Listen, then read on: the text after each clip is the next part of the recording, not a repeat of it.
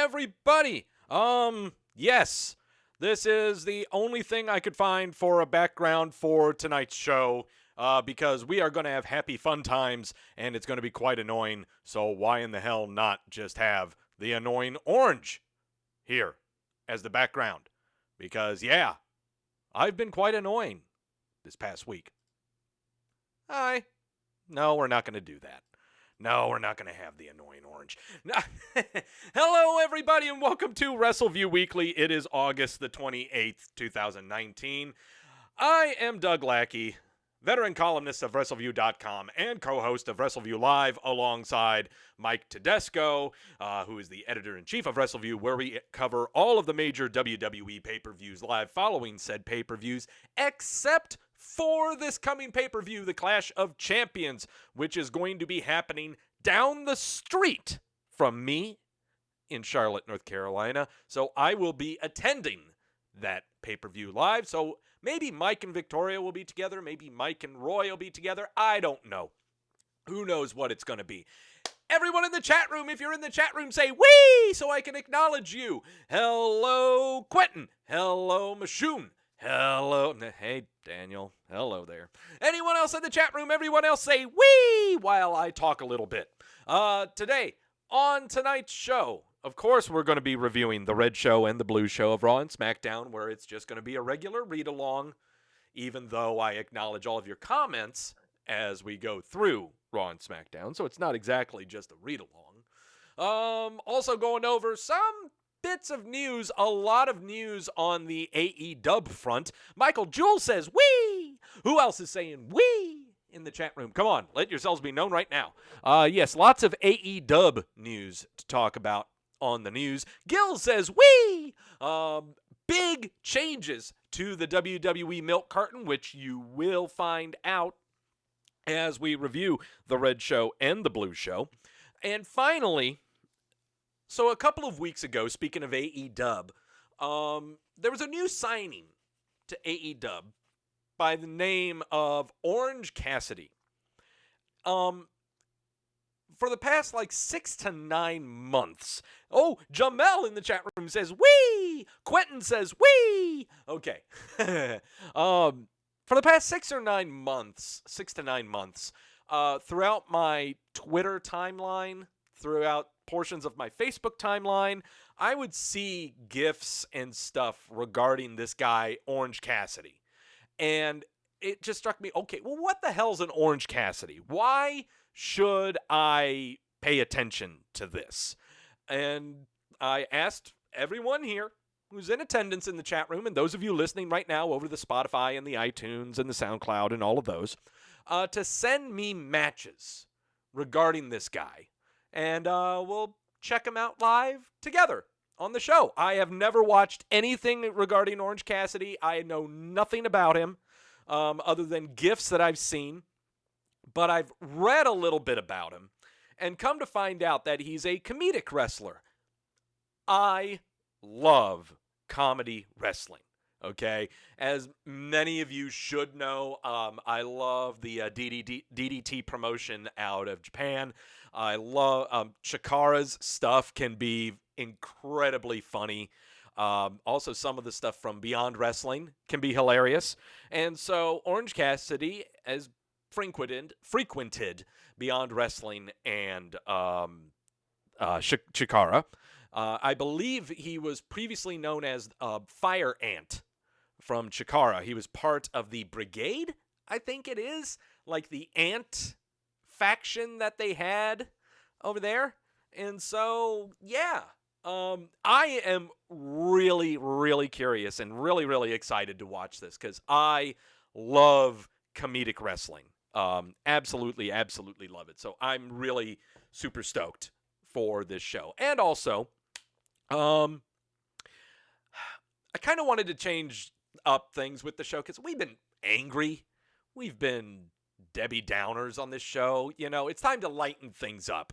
You know, it's time to be a little more happy. So with that being said, first off, in the sources today, we're going to go a little lighter today. The sources today is Pauliner Oktoberfest Marzen Lager, because the Oktoberfests are going to be coming up soon, and I love Bavarian Marzen Lagers. I love Oktoberfest beers. So we're tucking into the Paulaner brew. Not sure what the ABV is on it. I don't really care. But the big thing is, okay, you guys do want to know what the volume is, okay. Happy Doug, wee! Yes, it's a very Happy Doug. No, Happy Doug is definitely going to be from the matches today. There's not going to be an ABV on this guy. I don't think so. No, I don't see one. That's okay. But I will read the description here because I don't have bifocals, so I'm just going to go. CJ going, hello from High Point. You're in High Point? Well, shit. Well, here in North Carolina, you're kind of freaking me out there, CJ. Let's see. The secrets behind Paulaner's excellent taste and unwavering quality are locally sourced ingredients and a tradition of craftsmanship that has been passed down and perfected by our dedicated brewmasters since 1634. Here in Munich, Paulaner beer is not a mere product. It's a matter of the heart. Yes. So okay, it didn't really describe the beer. So there you go. Damn it, CJ. You're not too far from me. Cool deal. But the big thing about the sources is we are drinking today from the Stein of Redemption. That's what this is, the Stein of Redemption. Because I feel, even though many of you that are in the chat room are also on the Facebook group, but those of you who are not on the Facebook group, I'll just go ahead and put it here on this show first before we kick into it. Last week, I was a bit of a dick. Okay, I'll just go out and admit it. I was a bit of a dick. I think the scotch and the alcohol were getting into me. I don't know if I was releasing tension or anything like that, but I was a bit of a dick on last week's show, and I want to apologize for that. My behavior and stuff like that should not be on this show. Okay, this is supposed to be an all-inclusive, open show where all opinions are welcome, and I'm open to all opinions. So, I dipped Jamel's absolutely right. I dipped too much into the sources, became way too volatile of a Cheeto muncher. So, yeah. So I wanted to start off by saying I'm sorry, apologize for everything. I don't want to say it won't happen again because, it might, but it will try. I will try not to happen. I will try not to. I'm sorry. Take a sip of the sources. Yes, Lewis, you sexy hunk of man meat, you. Wee! Yes, Gills, Doug is responsible for my own actions. Yes. My views are not those of Wrestleview.com. Grash, scroll up. Yeah, so, yeah. Appreciate y'all tolerating it and everything. I apologize for the show, but we have an awesome show lined up. I seriously cannot wait to check out some Orange Cassidy today. Oh, the two matches that we're going to check out from Orange Cassidy. One is him going after some kind of title, going up against Gentleman Jarvis.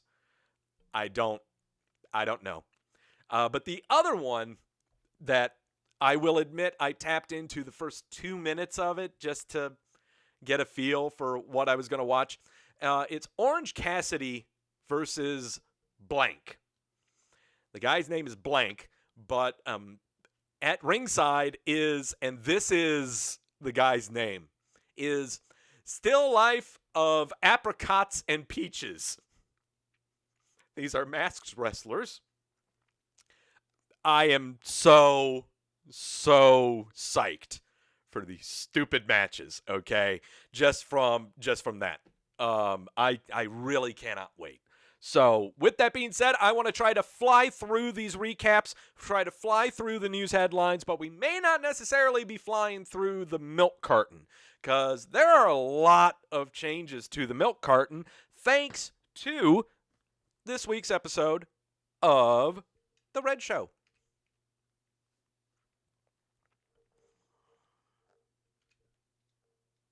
Oh, Braun Strowman just laid out the OC. Oh, look at him. He's admiring his work. Coming out of New Orleans, Louisiana here, where everyone is going ape shit over the lack of Popeye's chicken sandwiches. I don't get it. I've never eaten at Popeye's myself, but I'm sure that's why there were a lot of people in attendance here at the show for Raw in New Orleans, because they were out of chicken sandwiches. I don't get it.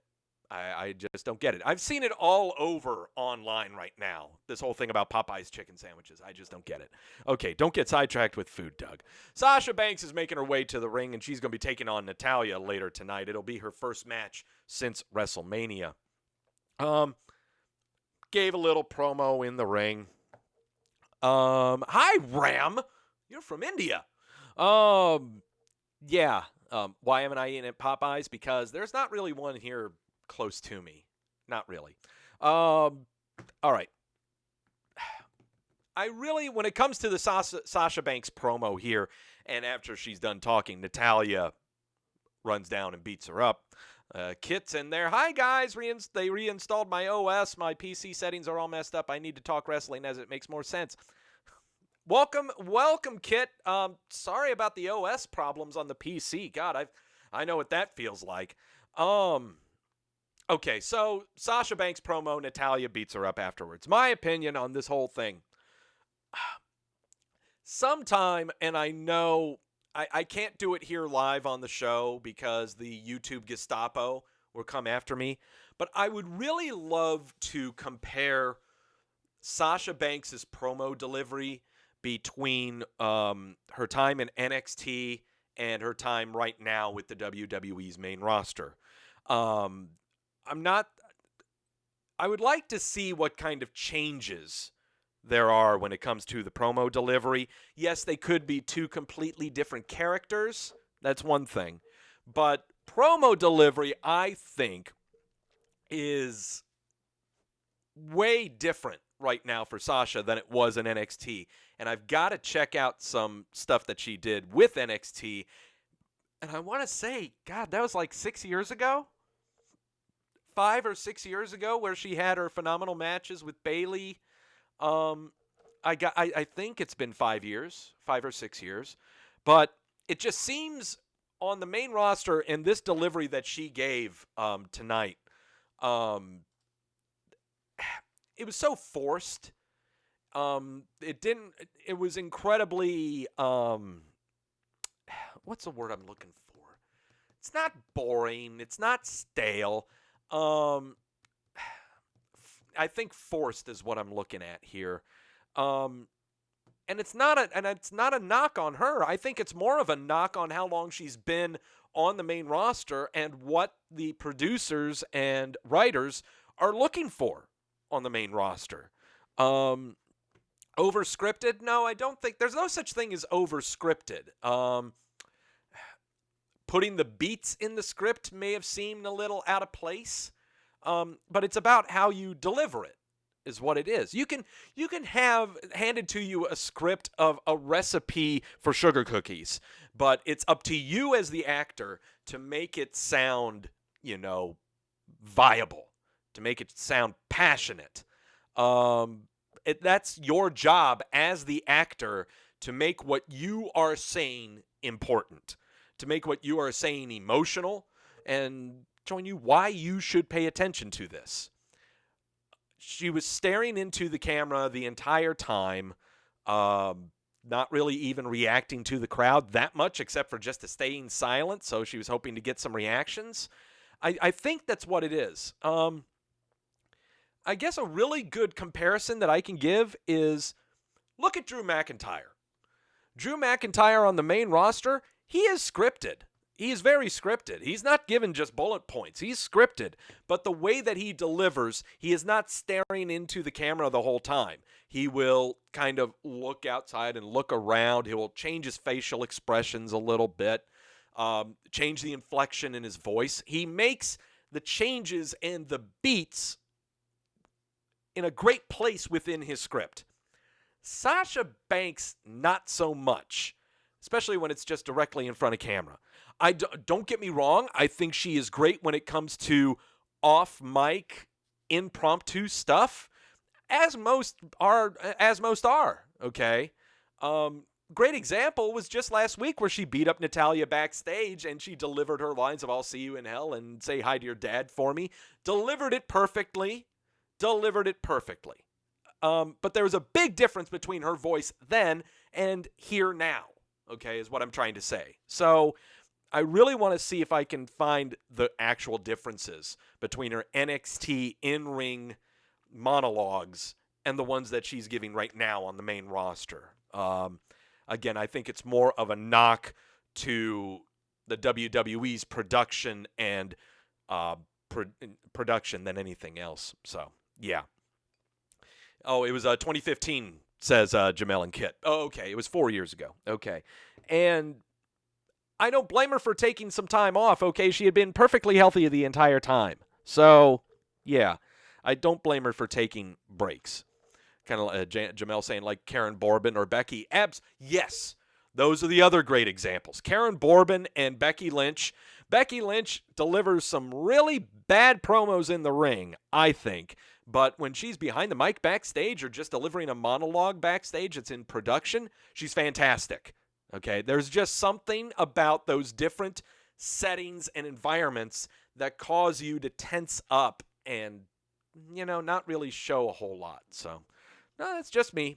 But it's also good that at the beginning of the show, we have action and not just talk leading into the commercial break, as we got here with Natalya and Sasha beating each other up. Street Profits are backstage. The Wandering Minstrels of Raw to fill us in on the rules of a tag team turmoil match that's going to be happening later tonight to determine the number one contenders for the tag team titles that Seth Rollins and Braun Strowman will be defending at Clash of Champions. And these teams are, prepare yourselves for the WWE Milk Cartons shifting.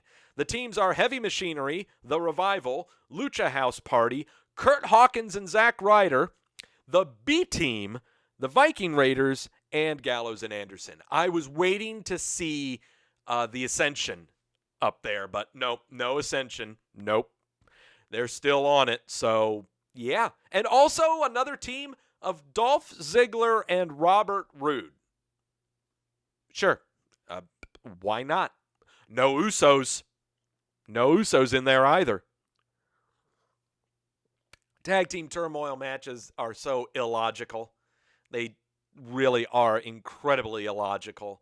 I wish it could have been just a battle royal, and not a stupid tournament, just a battle royale of some kind. But nah, turmoil, I guess, whatever. King of the Ring first round match, Ricochet versus Drew McIntyre. Really good match to start off this show and get the crowd hyped up. Backbreaker onto the apron. That's not much of a wee going from Ricochet. But here we go. Ricochet going over the wee. Yes, soaring over the top rope, going after Drew McIntyre. It wouldn't be wee. It wouldn't be a Raw recap if we did not wee. If we did not have a gif of Ricochet doing something wee going over the top rope. Okay, that's enough of that. I think I counted 4 wheeze right there. Really, it was a really, really fun match. Very, very fun match. Ricochet, I think he's going to go over the top and do another whee! Another clothesline going off the top rope there to Drew McIntyre. Your winner of this match via the 630 Flippy Dippy. But what I liked, too, was the move that he did after before the 630, doing a code breaker from the second rope, I think. He did a code breaker from the second or third top rope, calling it the Recoil. That's pretty cool. That's a pretty cool name to give that move, the Recoil, instead of a code breaker or something like that. So, yeah. Cool. No, very fun match. Ricochet getting the win. He's going to face Samoa Joe in the quarterfinals next week on the Raw. Oh, we got the wee going on that one. Jamel saying the Recoil could be his new finisher. It could be. It all depends on who he's going against, But for now, no, it's a good setup for the 630. I think, especially with his match with Drew McIntyre. So, yeah. Video package, Seth Rollins and Braun Strowman, blah, blah, blah, blah, blah. They're backstage, and Braun is staring at Rollins' title. Challenges Seth Rollins for the Universal title at Clash of Champions. Seth accepts, so we've got our championship match for the Raw title going on at Clash of Champions. It's going to be Seth Rollins and Braun Strowman. Can't wait. That's going to be a fun one. North Carolina crowd is going to be hot for Strowman. Way hot. Oh, it's going to be a fun one. Miz has the microphone. He wants to be King Awesome. Baron Corbin comes out, and he sits at the throne, but he looks at the throne. It's really nice. This was a nice little fun match as well. But unfortunately, it wouldn't end that way. Nope, Miz missing off the top rope. EOD from Karen Bourbon. And so there's your winner. By the end of days, it'd be Karen Bourbon. All of the talk, I'm sure, over Internet's world was about Karen Bourbon's ring attire, wearing the black tank top and not wearing the sweater vest, as would any Applebee's night manager wear. I'm sure this was news making its way all over the interwebs and all over the Cheeto Muncher websites about how Karen Bourbon's attire has finally changed, as if it really made a difference in anything. You're still going to hate him. Yeah. Karen Bourbon would then sit on the throne and cut a nice little promo. Bennigan's 316 says, all together or separate checks.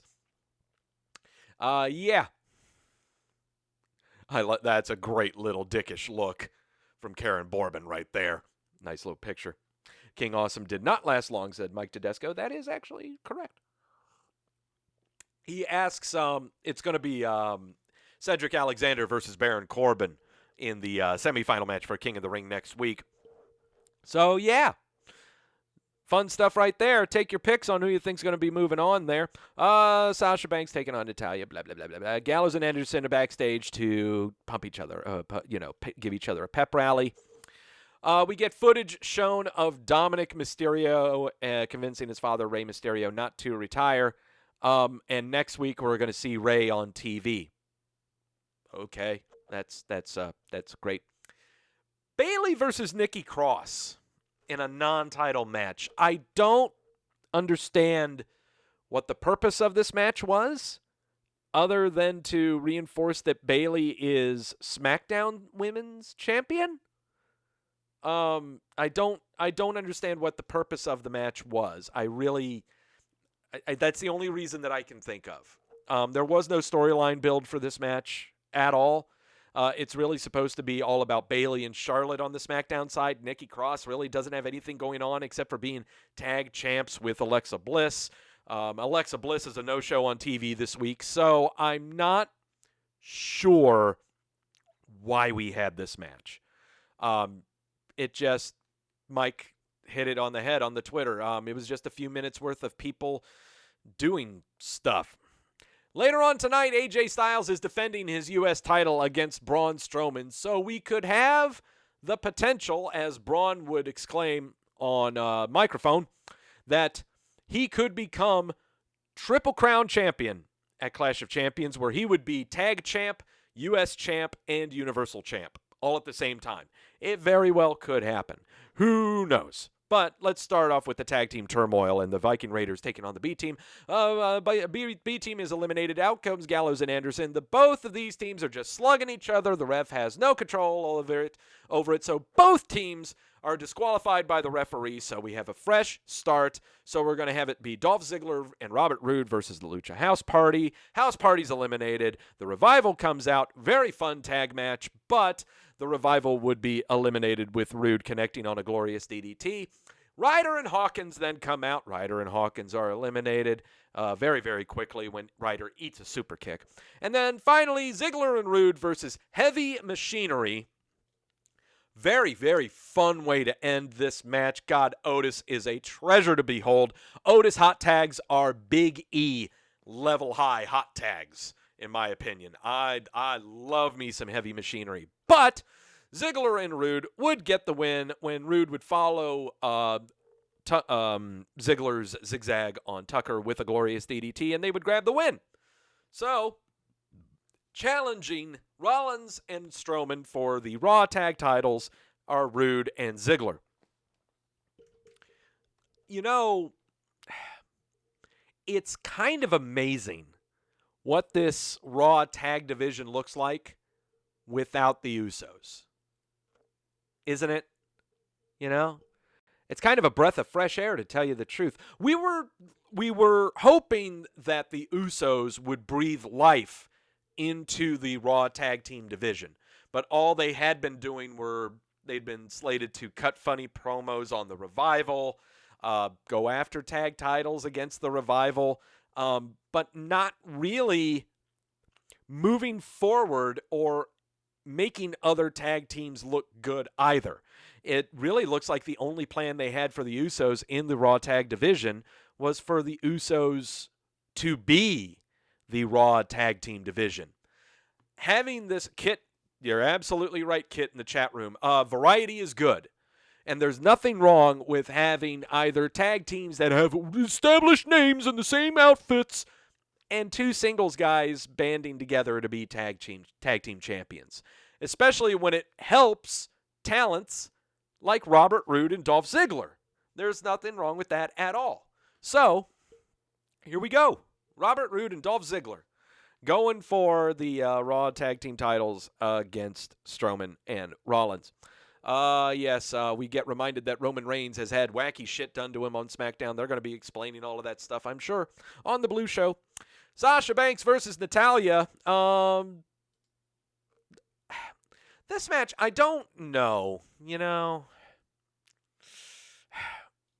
first match back after WrestleMania, Sasha Banks would win with the Banks statement making her tap out, but told a very good story of using Natalya's bad arm to take her down for the win. That told a good story. You know, it was all about that arm. Kit saying the Bard started out as just two guys. That's right. That's how it started.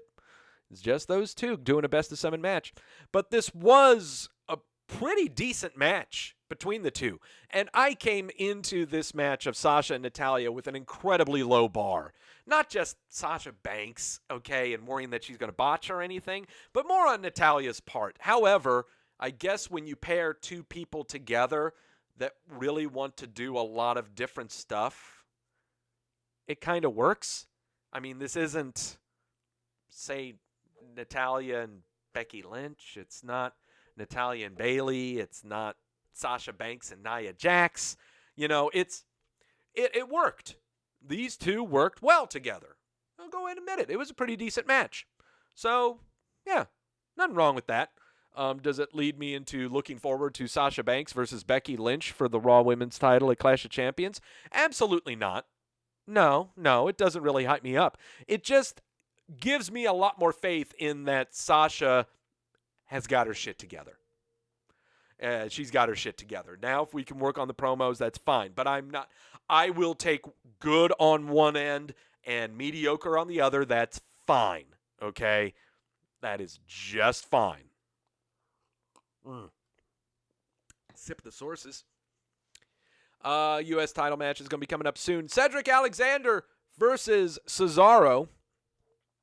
This is really just to pump up the big deal that Cedric Alexander is, and also Cesaro helping out in that. Every Cesaro match is a fun match. It'd be great Michinoku driver there by Cedric Alexander. Tried to go for a great finish on this match as well, with Cesaro going for the springboard Shoryuken, but no, we're going to watch the Spanish Fly. God, I hate the Spanish Fly. It's one of the stupidest moves I've ever seen. I hate the Spanish Fly. Just as much as I hate the Destroyer pile driver, okay? Ugh, God. Ugh. But, here we go. We got to finish here. Lumbar check. There's our finisher there, the lumbar check. Very, very, very, very, very, very fun match. Looking forward to Cedric Alexander and Baron Corbin next week. That's going to be a fun one. I want to go back to the bracket here. I'm sure we got a updated bracket here. We got a picture of a bracket here, do we? Please tell me we do. Is it somewhere here? Do we? No, we don't. That's okay. That's okay. I'm sure we'll find one coming up here later. Let's see. Finally, let's end the show. Braun Strowman and and AJ Styles for the U.S. title. Watch out. Beep, beep. You know, I love the Braun Strowman taking laps around the outside of the ring and delivering the shoulder block, but I am not a fan of him raising his arms up before he delivers the shoulder block. I just wish he would just dip down his shoulder and the guy just sell like a champ, sell like Owens, sell like Ziggler, sell like Zayn. You don't need to raise your arm for the extra oomph. The guys that you're going to give it to, yeah. This is not Daniel, this is not really more of a wee shoulder block. This is more of a choo-choo, chugga-chugga, choo-choo. I guess that's what it is. Yeah, I don't know. Wee is a lot better, but that's when you're doing the high-flying stuff. AJ Styles pulling a bit of an Eddie Guerrero. The ref is knocked out outside of the ring. He's finally coming to. The club came in and tried to whale Strowman with a chair. Strowman would grab the chair, beat up the club. Styles is in the ring. He comes to, collapses down. Ref sees it. Oh, crap. Strowman must have hit AJ with the chair. And so with the Eddie Guerrero finish, Strowman is disqualified. And AJ Styles remains your United States champion. For all your troubles, congratulations. You get slugged with a chair. Congratulations, champ. Orange County. Yeah, the OC, the Orange County. Blah ending, but yeah, it's an Eddie Guerrero throwback. There's nothing wrong with that. What did everyone think of Monday Night Raw this week? 56% gave it a thumbs up. 56%. Well, yeah, it's a little positive. I mean, it's not all negative. It was a decent show. Okay? The tag team turmoil was fine. That we finally got to see some people in the ring that we hadn't seen in a while. Natalya and Sasha Banks really surprised me. Really surprising match. McIntyre Ricochet was fantastic. Alexander Cesaro, fantastic. Seriously, it was a fine show. It was a fine show. But 56% got a thumbs up on Raw, even though it usually tanks because, as we all know, Raw is the worst show because everyone watches Raw. But conversely, Raw is the bad show, the horrible show because everyone watches Raw. But conversely, SmackDown, the blue show that happens on Tuesdays, is a great show. It is a fabulous show. And it's a fantastic show because nobody watches SmackDown. So here I am to help you out because you didn't watch SmackDown.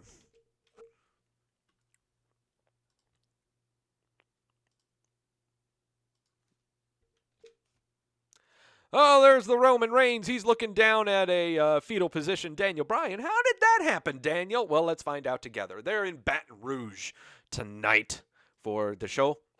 Yeah, Machoon, everyone still watches Raw. That's right. Is it weird that Raw keeps getting a positive reception, asks Jamel. Well, not really. I mean, it's a positive.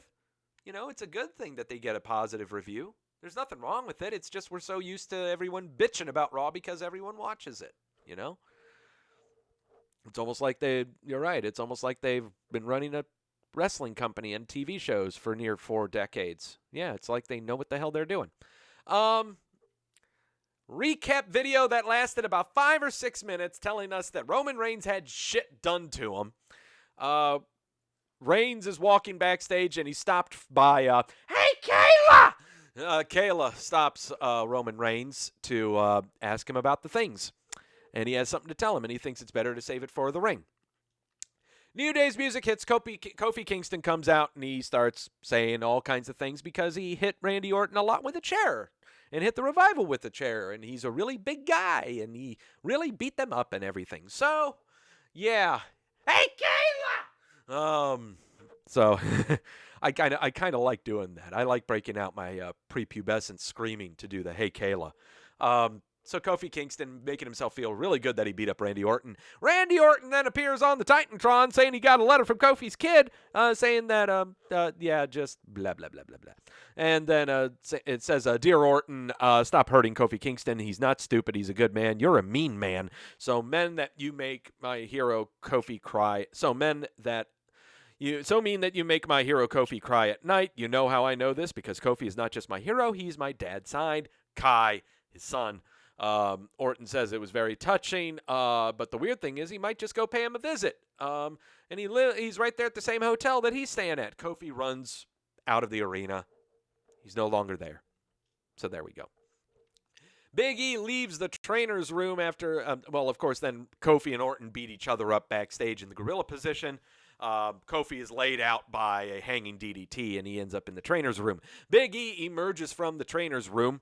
And I believe he was approached by, hey, Kayla, about Kofi's injuries. Big E says that Kofi will be ready to fight at Clash of Champions, but after tonight, he can't say the same thing about Randy Orton. We're going to have Big E versus Randy Orton today. King of the Ring qualifying match. No, it's just a regular match. It's not qualifying. They're both in the thing. Ali versus Buddy Murphy. Okay, first off, this was a really, really fun match. Don't get me wrong. This was a fun match showcasing, and they said it a lot that these guys were on 205 Live. They were former champ. Buddy Murphy's a former 205 Live champ. They hit in every spot just great. This was a very, very, very fun match. However, as with 205 Live, they had the stupid handshakes, the stupid honors after the match, but I can let that slide, okay? It was a great, great match to check out. I think we got Roy here saying, very fun match. Ali gets the win, takes on Elias in the next round in the King of the Ring. Very, very, very, very fun match. Check it out. Was very good. Bailey is backstage. Ember Moon comes up there saying words. But when they step in the Ember Moon says that she got beaten dealing with it her own way. When they step in the ring that she's going to beat her. But then out comes Lacey Evans. She says the division has to raise their standards. And she says that Charlotte Flair was right when she said Bailey is bringing the division and the title down. But Lacey Evans is the face of the division, not Charlotte. And she's going to prove it when she defeats Bailey tonight. So Lacey Evans, off the milk carton. First time we've seen her since Extreme Rules back in July. So, yeah. Clearing up the milk carton. Take a sip. Miz is in the ring. He's got a microphone. He has crap to say about Sami Zayn and Shinsuke Nakamura beating him up last week on Miz TV. Sami Zayn comes out, says a bunch of crap, goads Miz out of the ring. Shinsuke Nakamura blindsides him from behind. And so, once again, the Miz gets beat up by those two. Mainly by Shinsuke. So, yeah, there you go. Elias is playing the guitar backstage, and in comes Kevin Owens. Elias just stands straight up, and Owens says the door, he asks why Owens didn't knock before entering, and Owens says, well, the door was open. And this is Shane's office. What the hell are you doing here? Well, Elias says that he's 3 matches away from winning the King of the Ring, and he can do what he wants. Owens says that he's here to talk to Shane, but where's Shane? Elias says, nah, Shane's not here. He's nowhere around here. Owens is like, okay, and walks away. All right. Bailey versus Lacey Evans. Charlotte Flair would walk out during this match before the commercial break to just appear at ringside. Jamel saying the usage of Buddy Murphy has been so good the last month. Yes, they have inserted him quite well into the SmackDown roster. Inserting him in there. He's great. Fantastic in the ring. When it comes to a promo, we won't really know for sure, but that's okay. It's great to have another able hand on the SmackDown roster other than, say, an Ali or a visiting Cesaro or a visiting Samoa Joe. It's great to have another able-bodied hand to have really good matches to get the crowd going. What is Buddy Murphy right now? I'm not sure. I don't know if he's a face or a heel. I wouldn't even call him a tweener. He's just there. He's just a hand, and he's very good at being that. Bayley versus Lacey Evans. With Charlotte Flair at ringside. There's just, I can't put my finger on this, when it comes to Bayley. Because, on the Monday night show, the Red Show, we were reinforced that Bayley is a thing to pay attention to. And same thing with this match. She ends up defeating Lacey Evans clean without interference from Charlotte Flair. I don't know what to make of Bayley right now. This is tough. This is really, really tough trying to figure out why I should pay attention to the SmackDown women's roster. Even though attention is being paid to them and we're getting programs now to be built with Bayley and Charlotte Flair, but it's being built a lot better than Bayley Ember Moon from earlier this month. So, yeah, I don't know. Xantrix. Hey, Xantrix in the chat. Hello. But yeah, Bayley would defeat Lacey Evans. Daniel Bryan and Eric Rowan are backstage and being interviewed by, hey, Kayla! Being interviewed by Kayla. Man, now it's starting to rip into my cords right now. Now I'm starting to get ripped cords. I'm starting to sound like Cole at WrestleMania.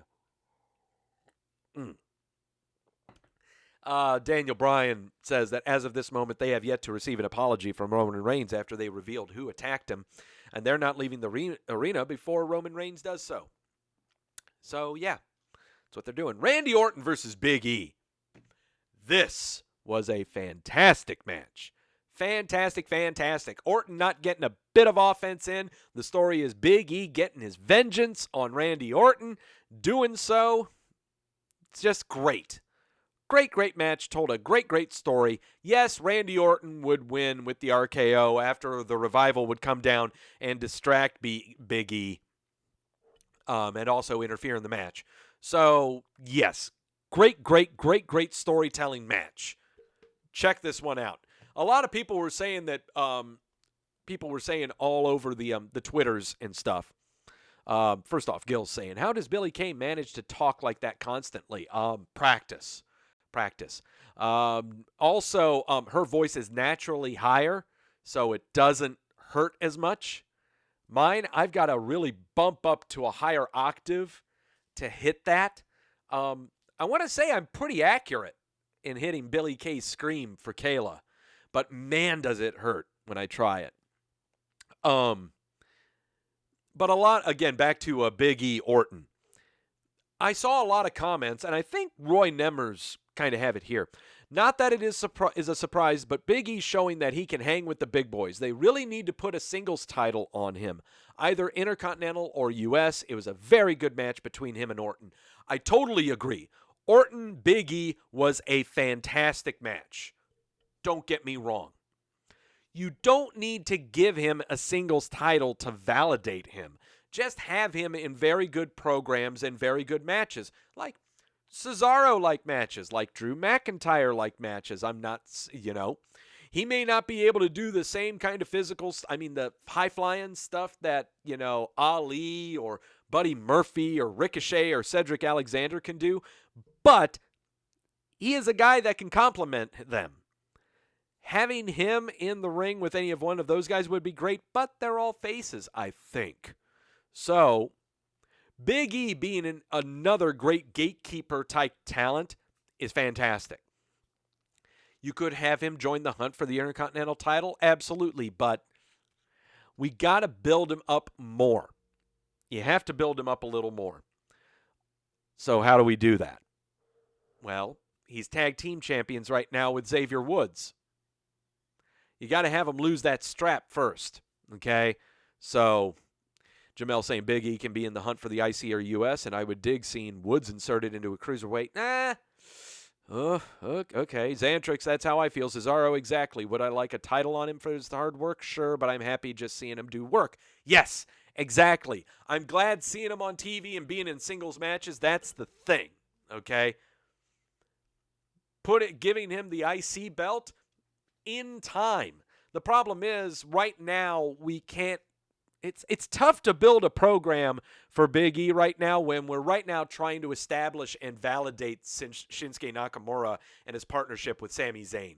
That's got to take time.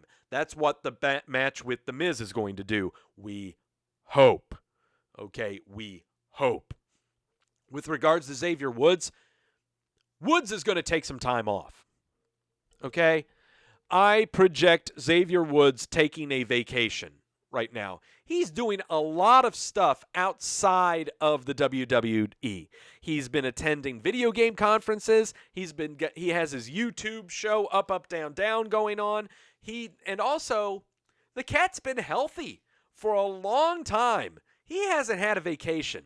So don't be surprised if Xavier Woods ends up on the milk carton in the next month or so, only because he just needs a break. So that's the way that you would usher Big E into an Intercontinental title hunt. But how do we plug Nakamura and Zayn into this? That's the bigger question. How do we start that program? That's what's going to be really up in the air. I don't see a Big E Nakamura potential program for at least 3 months. For at least 2 to 3 months. Here we go, fantasy booking. But this is what us fans do. We fantasy book. So, I don't see a Nakamura Big E title match happening for another 2 to 3 months. Big E will eventually win the Intercontinental title when Xavier Woods returns from his vacation to make a surprise appearance at said title match. Survivor Series is what I'm penning on that. So, 3 months vacation for Xavier Woods. Big E trying to build himself up. Saying, if Kofi can do it, I can do it. I got Kofi inspiring me. I'm going to do what I can to have a match and get up there to the Intercontinental title hunt. Sami Zayn can taunt him doing so, but he's first got to go against some other people. So, yeah. Why not? I guess I just booked it right there. I'm a smart cookie. 24/7 title was being defended earlier in the week during promo stuff with TV stations and things. Elias is sitting on the King of the Ring throne. He says that when he wins the King of the Ring, you'll scream, "Long live King Elias." Many legends have worn the crown.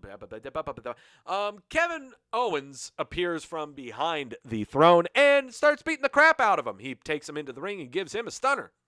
Elias, knocked out from the stunner, acts as a attractant for R-Truth with a referee. He tries to pin Elias, but then he gets dragged out by Drake Maverick. Drake Maverick then pops in the ring, gets the pin. Your new 24/7 title champ is Drake Maverick. He grabs the title, runs around the ring celebrating, then he runs to the back, celebrates some more. We had some backstage talk between Shelton Benjamin and Chad Gable because they're going to have a King of the Ring match, and it happens right now. Shelton Benjamin versus Chad Gable. This was another good match. Oh, Jamel, you just brought it up there. Thank you so much. Yes, Gills. Yes, the Scooby-Doo chases may be coming back. The Benny Hill chases may be coming back with Drake Maverick being the 24/7 champ. Yes, bring them back. By all means, bring them back. They're hilarious to watch. Okay, just during random matches. And have it be during actual program building matches. Okay, just have it happen. Shelton Benjamin versus Chad Gable. Zelina and Andrade are watching this match from a TV backstage because Andrade is going to be going against the winner. This was not a bad match at all, but we all knew that Chad Gable was going to win, and he does so. Pretty good, fun match between the two. Chad Gable Andrade is going to be a fun one for next week. Going to be a very, very fun match. Finally, to end the show, Roman Reigns is in the ring. Bryan and Rowan, Daniel Bryan and Eric Rowan, show up on the big screen. Bryan says it's very simple. Just say, "I'm sorry." Just say the 2 words. Reigns looks at everyone and asks if he should apologize. Everyone's yelling no. But Reigns says that we should check out a video if he still needs to apologize, and we do. Burn. And we see the video of the very first attack that Roman took. And a close-up is shown in the background of Rowan wearing a black hoodie. So it took us a month to find this footage. I mean, I know this is not necessarily, CSI or anything, or Forensic Files or anything like that, but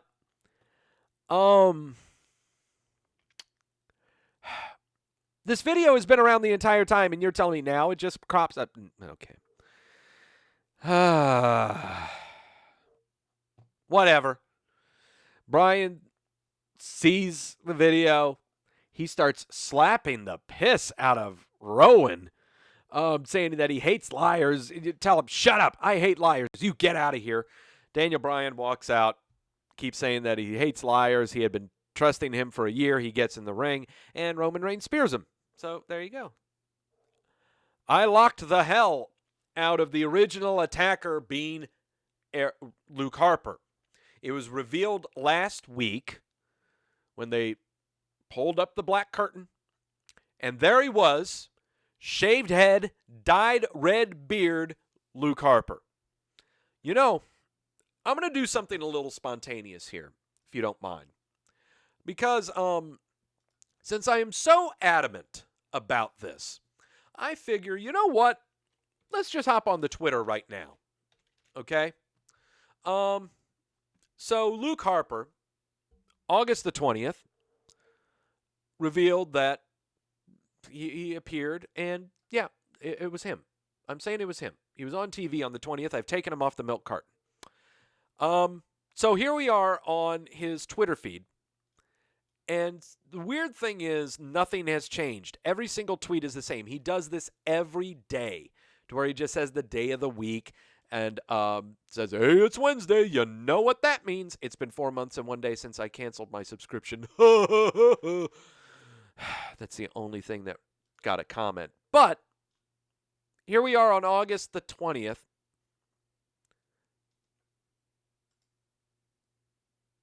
Here we are. Again. That's Luke Harper. All right? Everyone needs to stop it.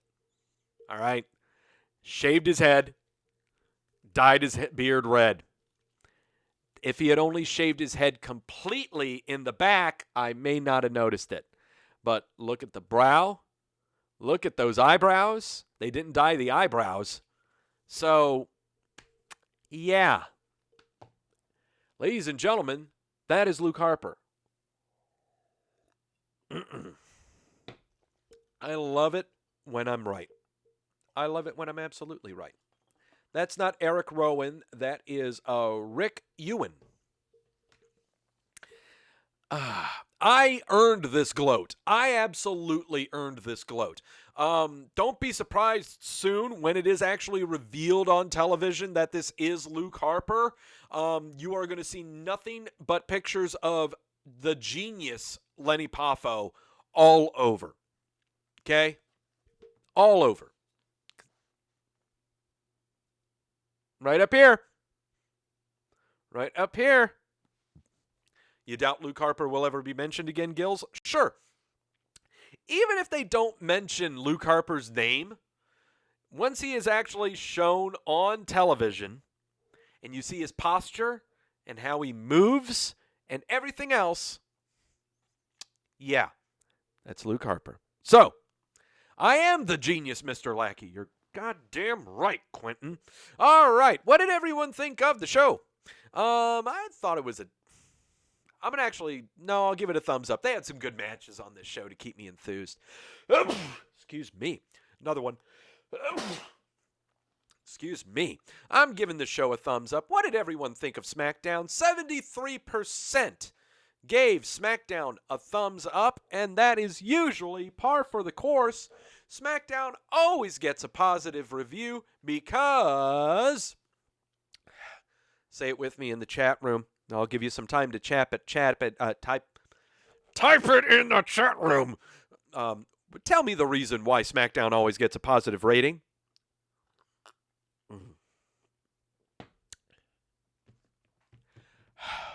3, 2, 1. Yes, Jamel. Anyone else? Yes, Daniel. Yes, Quentin. Everyone else, you know why SmackDown always gets a positive review. Nobody watches SmackDown. All right. We're getting there. I've been filling up the sources in the Stein of Redemption. Again, I thank you all so much for your tolerance after last week's show to stick with me for today's show. Thank you all very much. Thank you, Gills. Yeah, wee! All right. News. Lots of news coming up on the AEW front.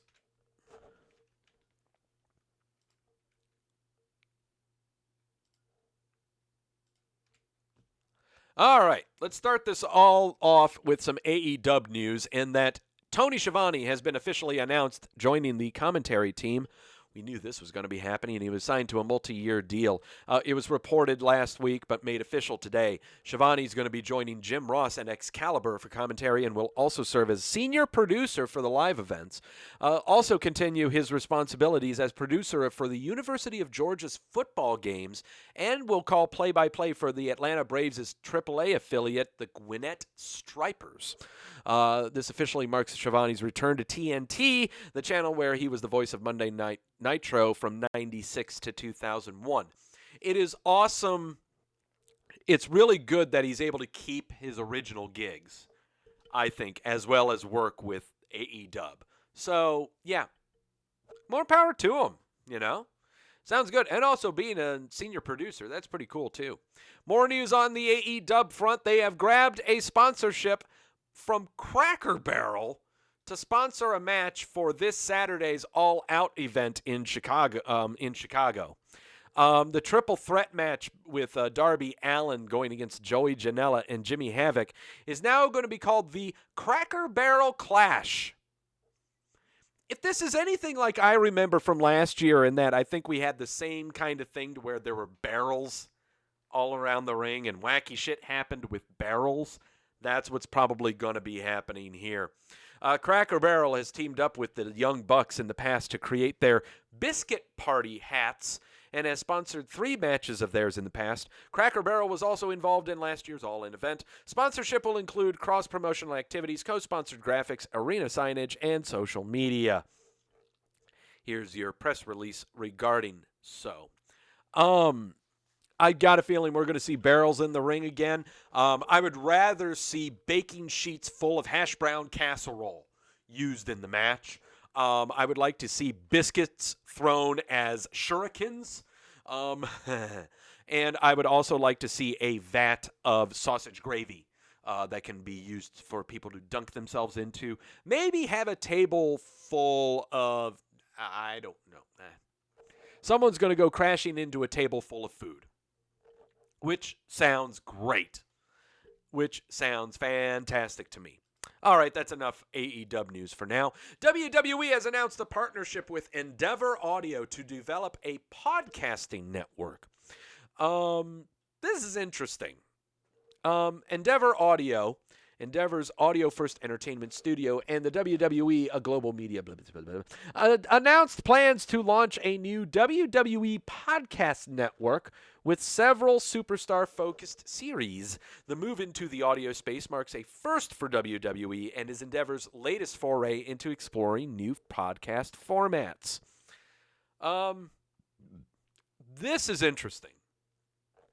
We're always looking to pair dynamic content with the best formats for listeners, said Moses Soyula, the Senior VP of Endeavor Audio. Through our new partnership with the WWE, we're looking forward to tapping into their iconic event portfolio and talent base to create compelling audio content for their fans. Basically, what's happening here is Endeavor is going to be obtaining the rights to some podcasts done by alums of the WWE. Also, you're going to be seeing a lot of WWE legends dip into this. I can see Stone Cold Steve Austin having his own show on here. I can see Edge or Christian or both having their own show on here. I could see Corey Graves doing a show on here. I could see Jonathan Coachman doing a show on this. There are many different opportunities that can happen with this, but I don't think it's going to really fly. This is something that should have been done by the WWE about 8 years ago. Seems a little late to me. Seems a little late, but we'll see how it goes. And speaking of announced partnerships, the WWE announced a multi-year partnership agreement with mobile company. Okay, can we pronounce this? It is spelled Qutoutiao. It is Chinese. Kutosho.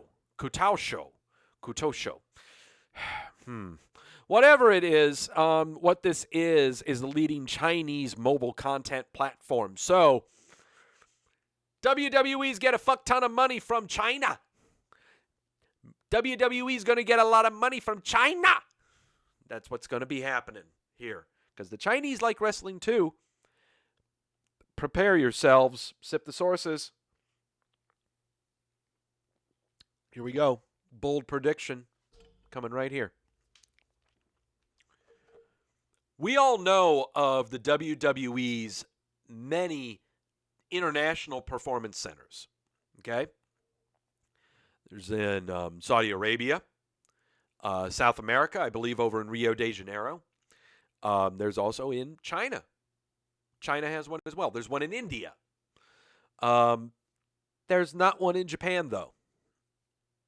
So, I think there's one in Australia? Yes, there is one in Australia. So, sipping the sources on this one. There's going to be another NXT that will be coming soon. We here in the States, I know England, and that's what brought up NXT UK. That's right, Jamel. We in the States will not be we might be able to watch the next new NXT branch, but you won't be able to understand a damn thing that's happening because it's only going to be for that country. In 3 years, I'll say 3 years. I cannot lock this, but I'm kind of confident in this one. In 3 years, there will be an NXT China. There will be an NXT Mandarin. There will be NXT China. We won't be able to watch it. Okay, we won't. It will not be translated to English. It won't. Will it be available on the WWE Network? Maybe. It'll be very, very difficult to decipher because, again, it will not be localized for English. A lot of, I believe, the new NXT branches that are going to be coming out in international formats are not going to be localized. Hear me on that. They will not be localized. So if anything does happen in South America, no, you might get you can watch it subtitled, but it's not going to be localized to English audiences. You are not going to have English commentators. You'll have to watch it subtitled. So prepare yourself. There will be brand new international branches of NXT that you will not be able to listen to, which actually might be a little refreshing. Ronda Rousey, Sonya Deville have joined the new cast of Total Divas Season 9, which is going to premiere on October the 2nd. The cast of this is going to be one of the Bellas, Nia Jax, Naomi, Natalya, and Carmella, along with Wanda Rousey and Sonya Deville. So, yeah, there you go, in case you're interested in that. Capital Wrestling is going to bring its weekly TV series to a free streaming service of Tubi this fall. I have no idea what Capital Wrestling is, so maybe that's something we'll dip into sometime on another show. Hear me out now, everyone on the internets, everywhere on the chat room, everyone who's in the Facebook group. Send me shit from Capital Wrestling. I've never heard of this federation. I've never heard of them at all. Jerome, who posted this on our site, must know something. So someone contact Jerome and ask him what the hell a Capital Wrestling is and have anyone in the world send me stuff from Capital Wrestling. I want to check it out. I want to check this out. Whether there are big names on there, I don't care. But yeah, it's partnership with Deep Sea Digital. The East Coast-based pro wrestling program will be bringing its weekly series to Tubi. Yeah. So let's go on a scavenger hunt, guys. Find me some Capital Wrestling. Look at this grizzly guy. This looks like a cat that just don't give a shit anymore. And of course he doesn't give a shit because his name is Ken Shamrock, and he is going to be coming to Impact Wrestling next week for some Las Vegas shows that are going to be taped. I am going to tell you something right now. First off, God, I love that picture of Ken Shamrock. Oh my God, that is a picture that just screams, get off my lawn or I'm going to rip your shoulder out of its socket. Damn, that's a good picture. Look at that. The furrows on his brow are so deep. You could hold index cards on those. Man, there's some grooves on his face. He emasculates me. Okay, just look at that. But still, is that going to make me watch Impact? Absolutely not. Speaking of the Impact, once again, their Friday night's Impact episode this last week is reportedly doubling as a backdoor for a potential studio series. According to PW Insider, last Friday night's episode of Impact is supposed to be doubling as a backdoor for a studio series. The Friday's episode is being dubbed as, quote, Cali Combat. It was filmed at the Championship Wrestling from Hollywood venue. According to PW Insider's report, several Impact sources stated that when you watch the show, it was designed to be a backdoor pilot for a potential studio-style show that have been discussed as a secondary series if and when Impact's weekly flagship series lands on a different cable home. So, even though Impact is hanging by a thread on basic television, on basic cable, they're trying to make a spin-off to use to sell to other cable networks so that they show to them, hey, we have more than just this one show. Just because you make a second show that is shit doesn't mean that you necessarily have two programs to give. Here, buy our shit. We've got two steaming piles of it instead of just the one. No, that's not how it works. No, that's not how it works. I hope that this will be my final news item involving Impact. No, I was wrong. Impact Wrestling has begun covering hotel costs for talent, starting with the newest NXT TV tapings this week. Oh, this is a good one. Oh, Mikey Tedesco, you're so good at breaking all of this. PW Insider reported yesterday that Impact Wrestling will begin covering hotel costs for their talent that are going to the NXT TV tapings in Las Vegas for next week. Well, that's mighty nice of you. Thanks a bunch. You're finally going to cover hotel costs. Are you going to pay them too? For events in the U.S. and Canada, talent has been responsible for covering their own hotel expenses. Impact did cover the hotel costs for the most recent TV tapings in Mexico City. This is the first time that Anthem Media has covered the cost of hotels for the talent since taking over Impact Wrestling. Anthem took over for Impact nearly 3 years ago. And this is the first time that they're going to cover hotel costs. Think about that. Think about that. This is the first time since Anthem has been with the company that they've covered U.S. hotel costs. Wow. Man. all these people that are on this promo poster for Impact coming to Las Vegas, jeez.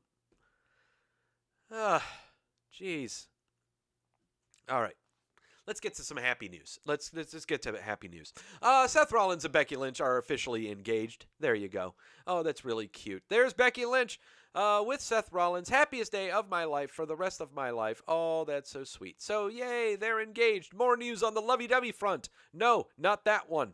No, not that one. This one.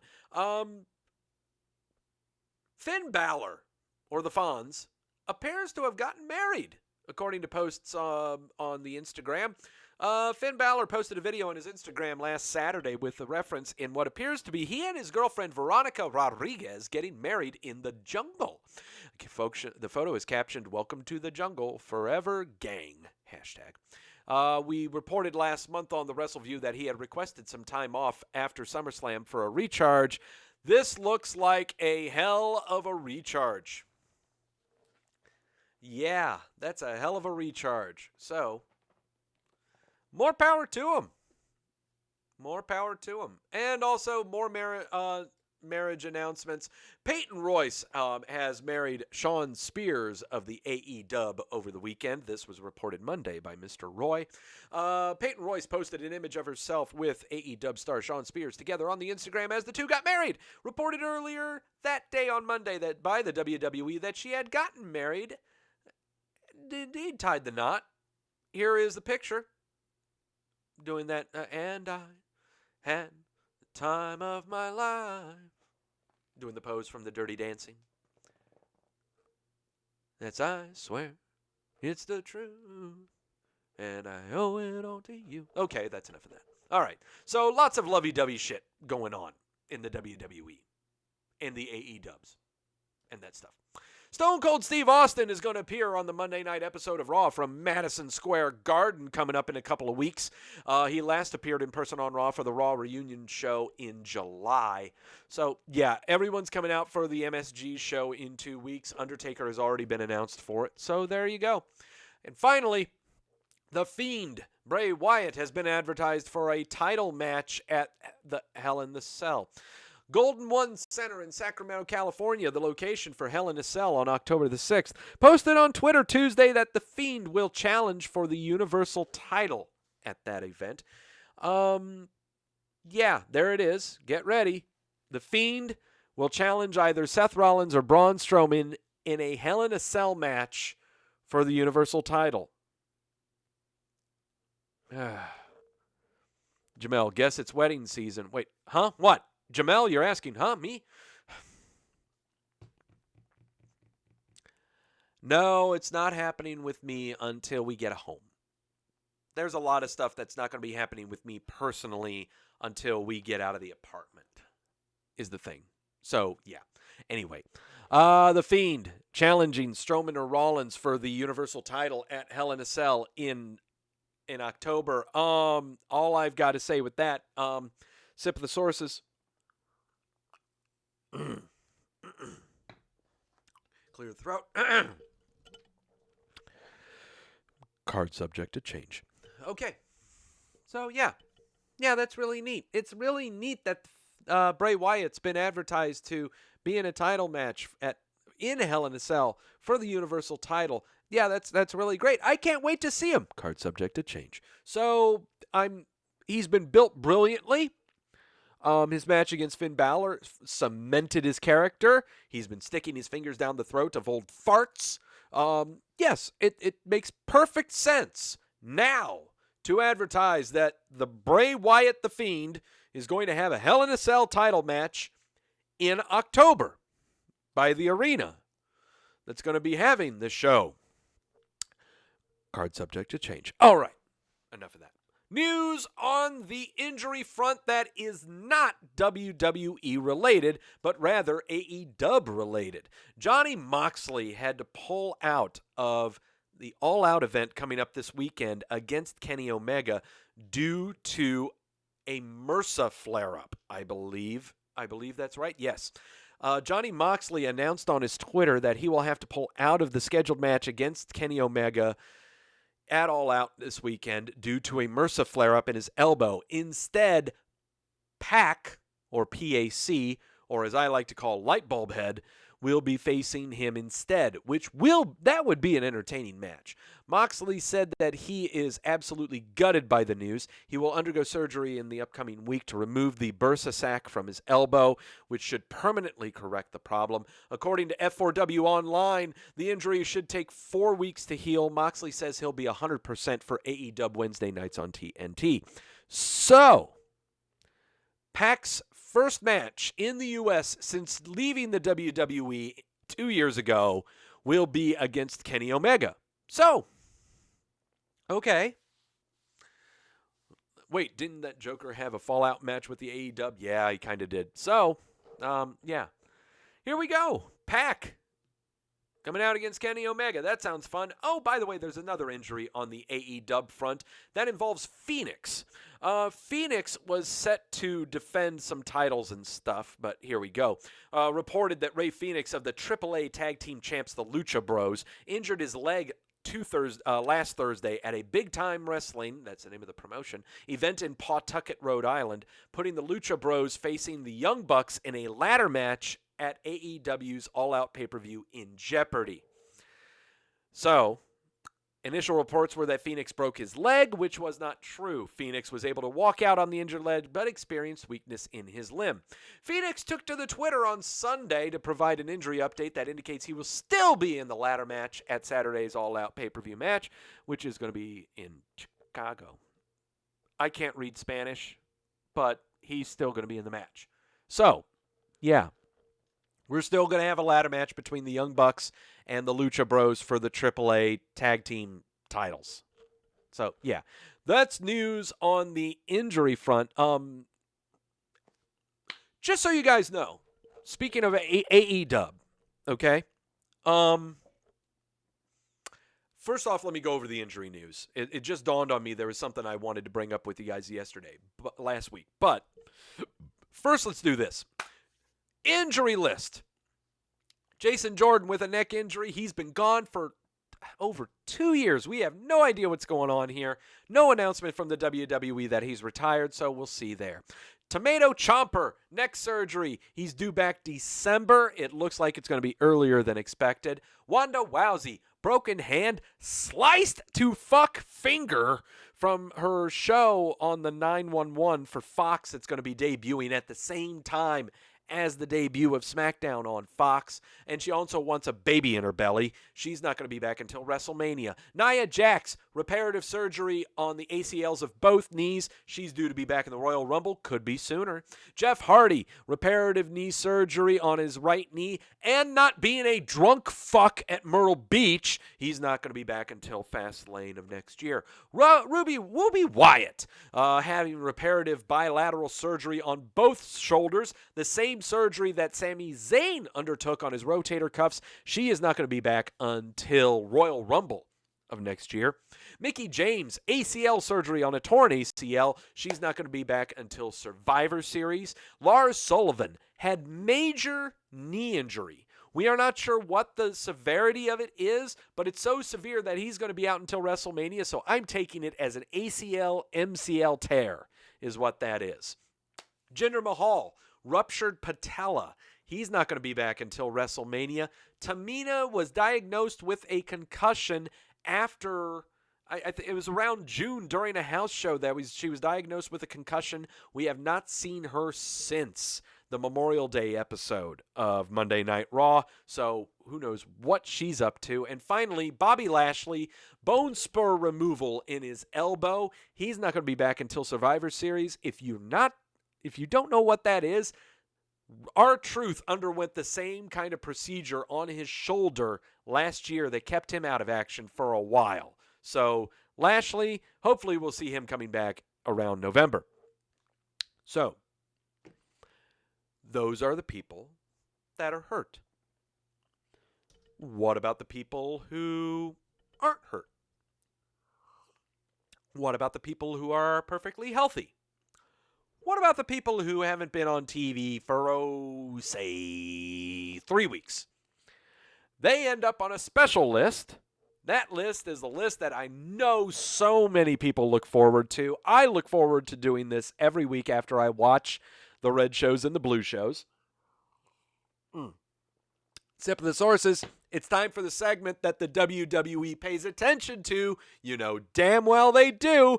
It's time for the Milk Carton. Oh, it's a little lighter, but there's someone on my back that's got a tiny human. This is kind of weird. Yeah, look who's on the Milk Carton this time around. It's the one girl with the baby in her belly. Is this fair to have her on the Milk Carton? I'm talking about Maria Kanellis. We haven't seen her since August the 5th when she won. She had the 24/7 title and then lost it to her husband, Mike. Gills is saying, I can't decide if I prefer the Billy Kay voice or the Milk Carton voice.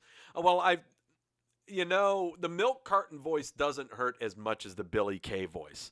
But, Xantrix, I mean, she's producing milk. It works.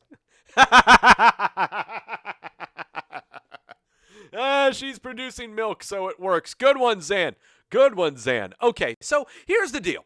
Look, I know she's got a baby in her belly. Okay, but is this fair to have her on the list? Is it fair? You know, do I keep her on the list until the baby comes out? What do I do with this? I have a feeling. Tim is saying, hi, Tim. Tim is saying to put her on the injury list.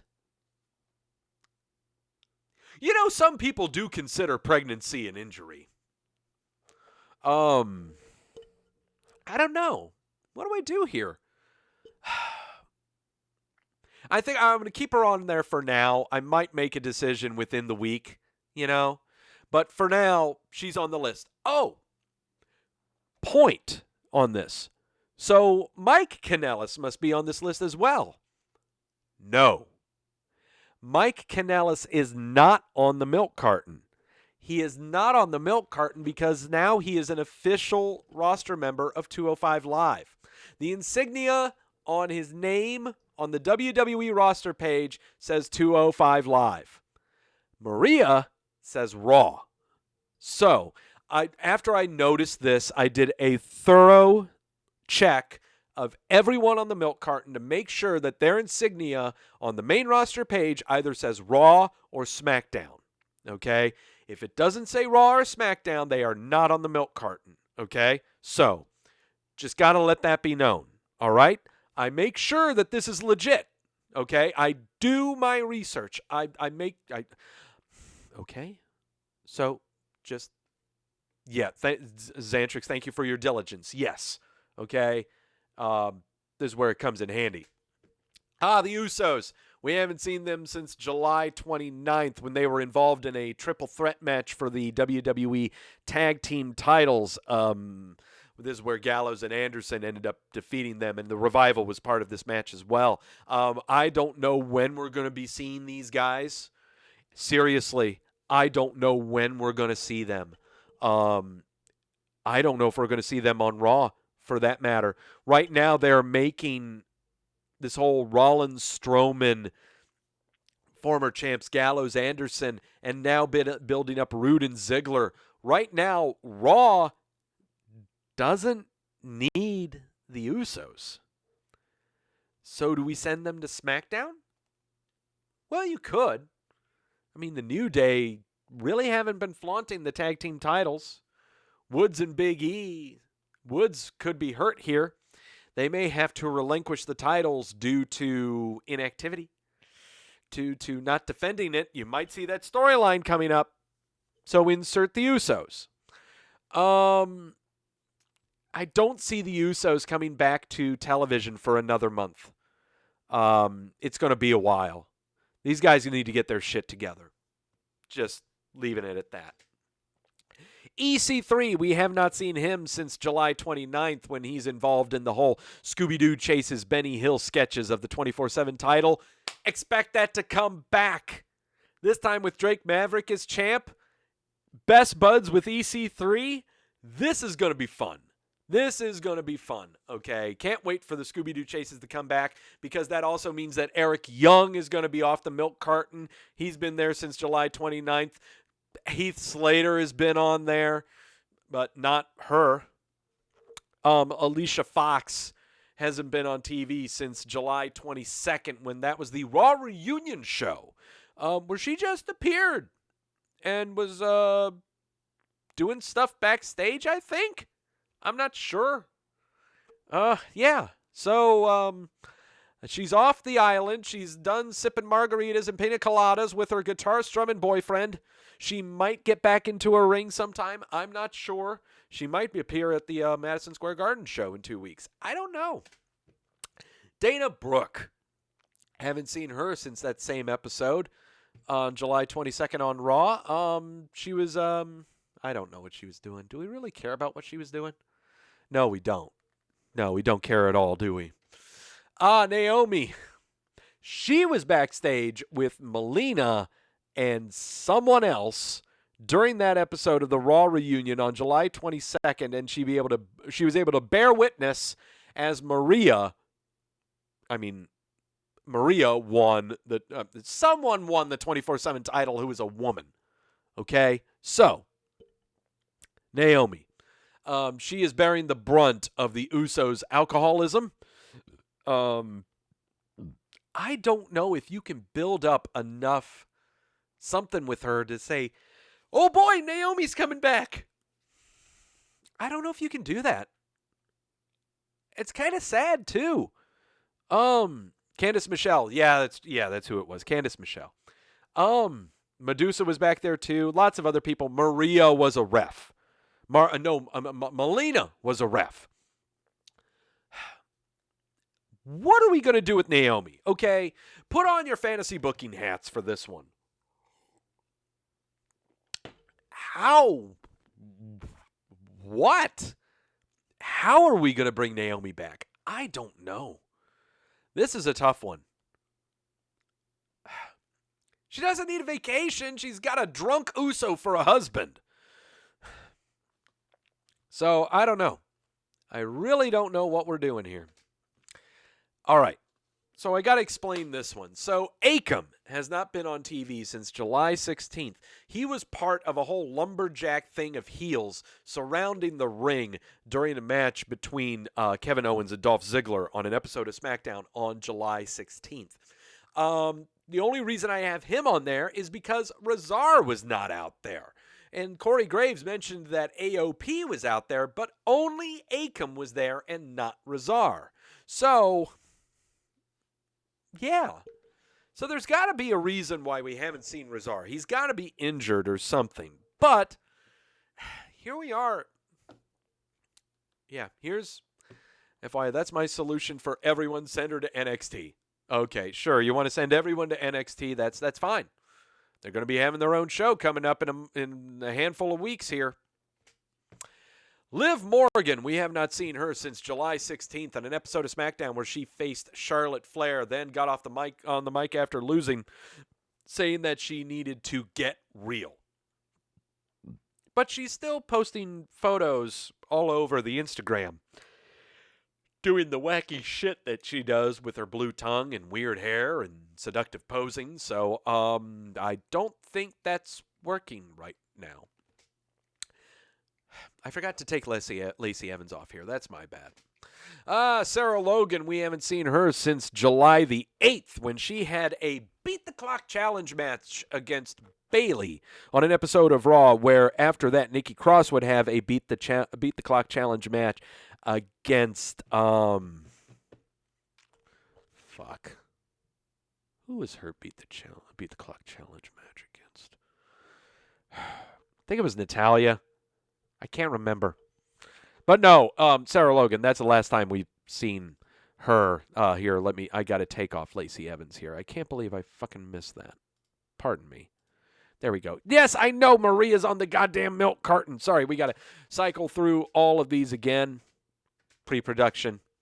Naomi, Akam, Liv Morgan, Sarah Logan. Who's next? There's Razar. We haven't seen Razar since June the 18th episode of SmackDown, where he and Akam left Baron Corbin's office with Razar saying, I'm glad we got a hold of him when we did. I'm glad you got a hold of him too, because we haven't seen you since. It's been over 2 months. What the heck's going on? Matt Hardy. Haven't seen him since that same episode where he emerged from Baron Corbin's office when he was searching for a special guest referee for their for this match between Baron Corbin and Seth Rollins in the June pay-per-view. Not Extreme Rules. Who cares what the name of the pay-per-view was? Matt Hardy has not been seen since then because he is at home here in Cameron, North Carolina, tending to his wife who's having a third baby. Rusev. We haven't seen him since he was part of the Mega Giant Battle Royale from Jeddah, South Dakota for Super Showdown. He's just having a break. Ship him to NXT. Sin Cara, we haven't seen him since that same Battle Royale from Jeddah, South Dakota on the Super Showdown pay-per-view. He is over at the Performance Center in Rio de Janeiro, South America, doing stuff, but we haven't heard word that he is not on the main roster. Lana posted a fantastic photo on the Instagrams that just makes me happy, but that's all that she's been doing. Haven't seen her since April the 23rd's episode of SmackDown where she was at ringside during Kofi Kingston and Shinsuke Nakamura's match. Lio Rush. Haven't seen him since April the 15th when he was at ringside for a 6-man tag match during the Superstar Shakeup episode of Monday Night Raw. He's still on the main roster. He's still on the Twitter posting all of his shit about what he used to do. He's probably going to be emerging soon on 205 Live. Sheamus. Haven't seen him since April the 9th in a 6-man tag match on SmackDown, the post-WrestleMania SmackDown episode. He's doing stuff marketing-wise. He's doing promotional stuff. He still has his Celtic Warrior workout videos going on the YouTube with everyone from the WWE. So he's perfectly healthy. I got a feeling we're going to be seeing the last throes of Sheamus. We're going to be seeing the retirement tour coming up soon. Ascension. Haven't seen them since WrestleMania when they were part of the Andre the Giant Memorial Battle Royale, just as Quentin said, and Jamel, and everyone else. Ship them to NXT. Primo Colon. Haven't seen him since March the 26th when he was part of a body of security agents trying to keep The Miz away from Shane McMahon in the episode of SmackDown 2 weeks prior to WrestleMania. Performance Center in South America. He's a coach. Take him off the main roster. Why don't you? And finally, the stalwart of the milk carton. We have approached 9 months. It's over 9 months since this guy has been on the main roster. We have not seen him since Survivor Series when he was part of the elimination tag team match between Raw and Smackdown. That was on the pre-show of SmackDown. He is the stalwart of the milk carton in 3 months. In fact, Survivor Series of this year. If he does not get off the milk carton by November the 18th of this year, he will be forever etched into the milk carton. He will be taken off the milk carton and he will be given a milk jug.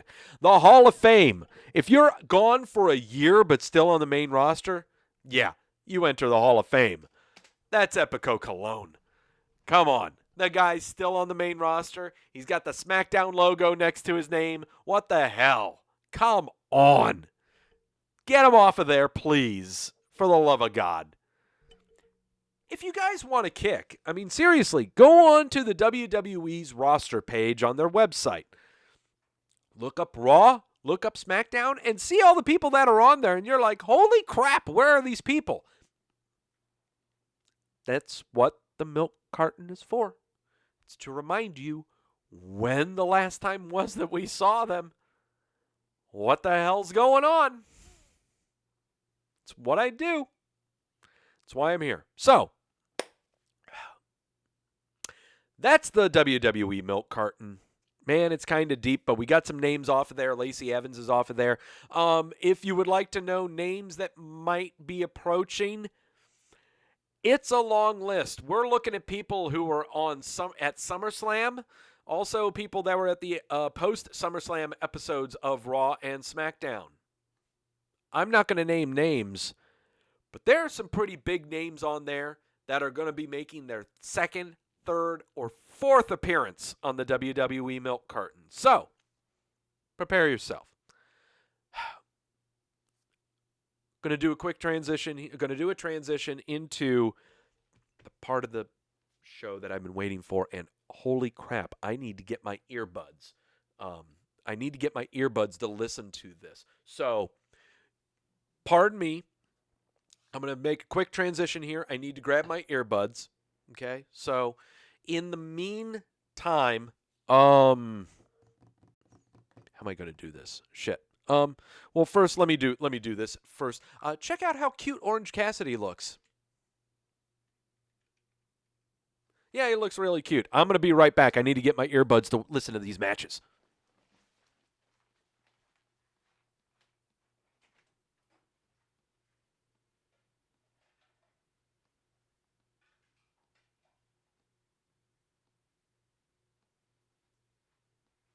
There we go. There we go. Yep, prepared. Professionalism. Always prepared. All right. Yes, I did that on purpose, okay? I did that on purpose. Yep, sure did. I did it on purpose. Let me bring up the webcam. Hi. All right. I got my earbuds. Before I dip into, well, no, no. We're gonna watch these matches first.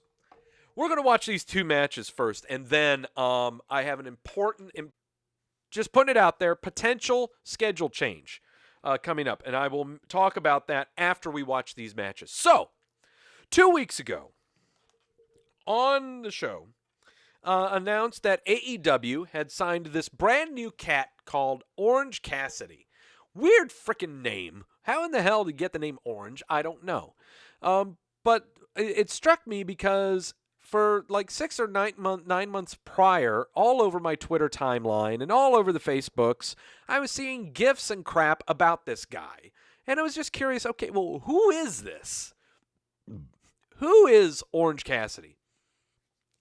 Did a little bit of reading and found out that he was a comedic wrestler. I love comedic wrestling, okay?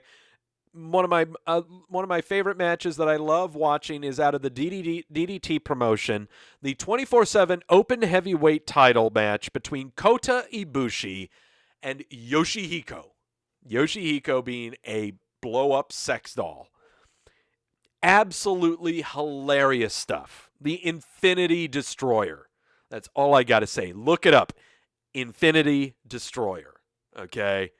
Your heart will go in such a happy place. Okay? So, I love comedic wrestling. Okay, so we're going to check out 2 matches today.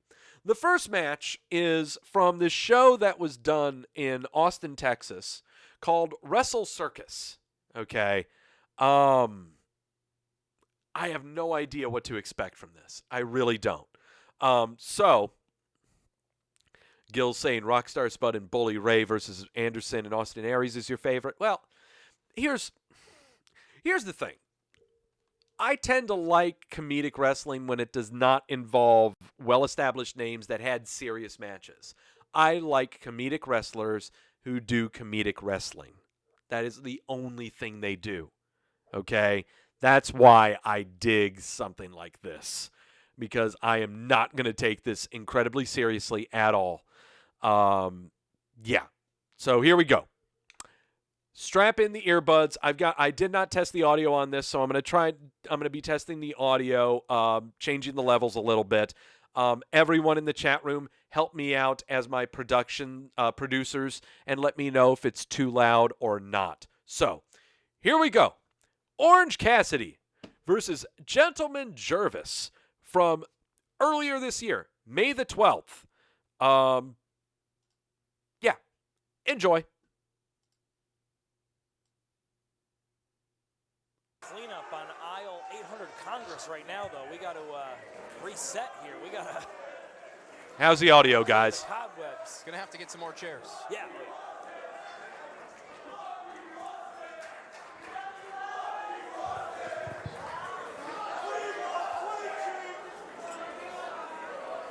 Thank you, Xantrix. I love you, Austin, Texas.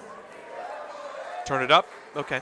Now, ladies and gentlemen, in our main event tonight, we will crown a Wrestle Circus Master Champion. Wrestle Circus Master Champion. But there is another piece of business that we need to take care of. Thanks, Jamel. As Brian Cage was also the Wrestle Circus Sideshow Champion. Is the audio good, guys? So right now, we have a vacant. We have a vacant Sideshow Championship title. Thanks, guys. Okay, audio's good. So what do you say, Austin, Texas? I say, where's my Would you match? like this next match to be for the Sideshow Championship? Already, I kind of dig this show. I already dig this show. Ladies and gentlemen, the following is a singles match that will be wrestled to one fall. And it is for the Wrestle Circus Sideshow Championship. You got to be kidding me. All right, here we go. Surprise here. Okay. All right.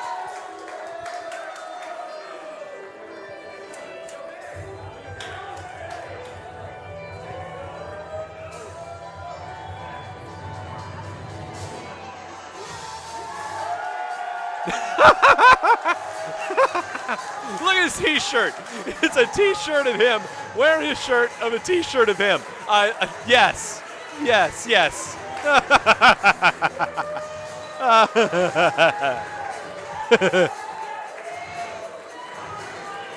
Sultering his way to the ring at this time. Sultering his way to it. Please welcome the lackadaisical style of the man who is always doing something freshly squeezed. Thanks, Mashoon. Orange Cassidy. The man who's always doing something. All right. I like crowd it. is on I their like feet how he's for giving Orange everyone the Cassidy. back Let's of his go. hand. You know.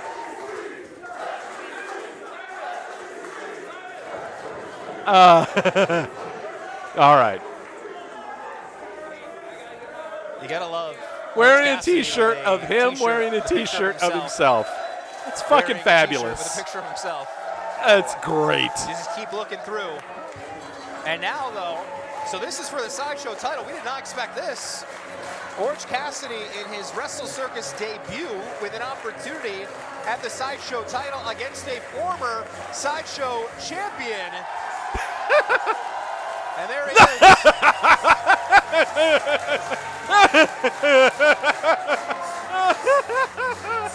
What is this shit? What is this shit?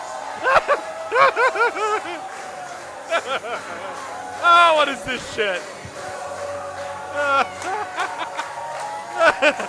Oh, he's hugging everyone. There you go. Pick up the kid. Now making Yeah. his way to the ring. Yeah. He is the world's foremost purveyor of Gentlemania. Ladies and gentlemen, the world's sweetest man, Gentleman Jarvis. Oh, fun stuff. Fun stuff. What a catch of that hat, Colin. You're all welcome. Looks good. Yeah, I don't care how over many the people top of are the in there. headset now. This is a Oh, look. that You know, looks this is what fun. we call a look. Look at- And it would not be a Wrestle Circus show. Look at without Cassidy Gentleman just Jervis. standing Here there. we go. No reaction.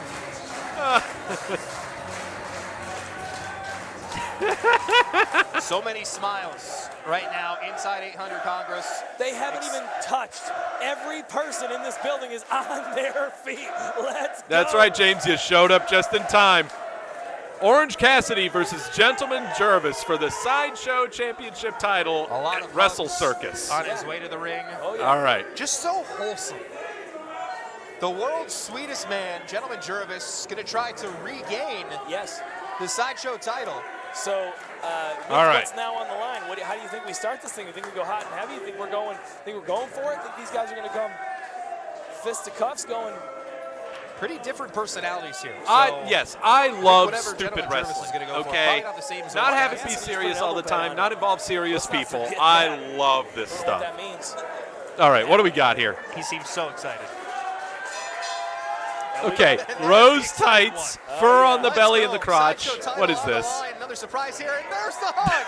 The one-way hug. Okay. I find it a little bit, but maybe he'll go for one of those ham sandwiches next. And wait a minute. Well, not what Gentleman Jervis had in mind, but to regroup. Gentlemen, Jervis all business right now. Going for those lockups. Orange Cassidy, though. Too quick, too agile, like a cat. Clashing personalities here.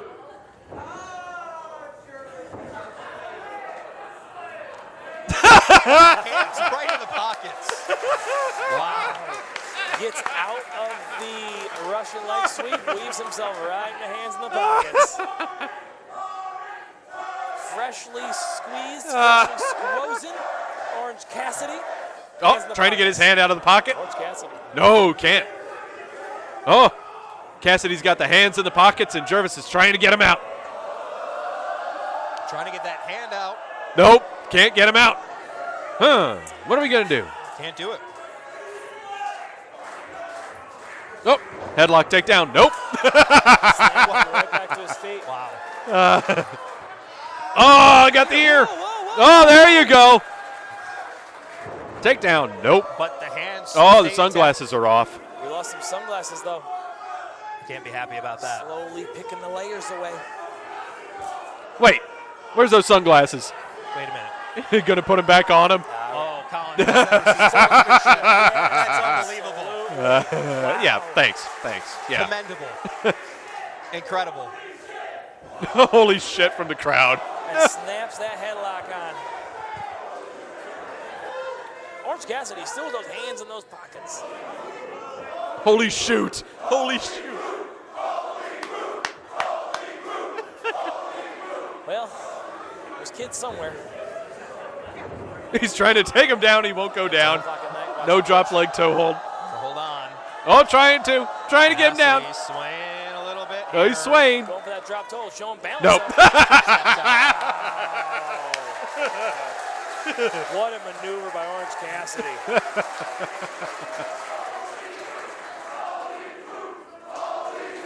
Holy shoot. Wrestle Circus debut here for Orange Cassidy. This crowd is on his side. Still hands in the pockets? Yeah. Get him down.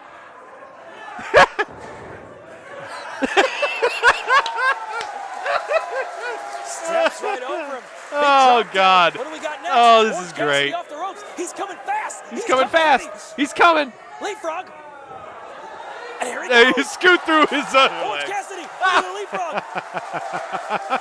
And he's up. Crowd is loving it. It's only 100 strong.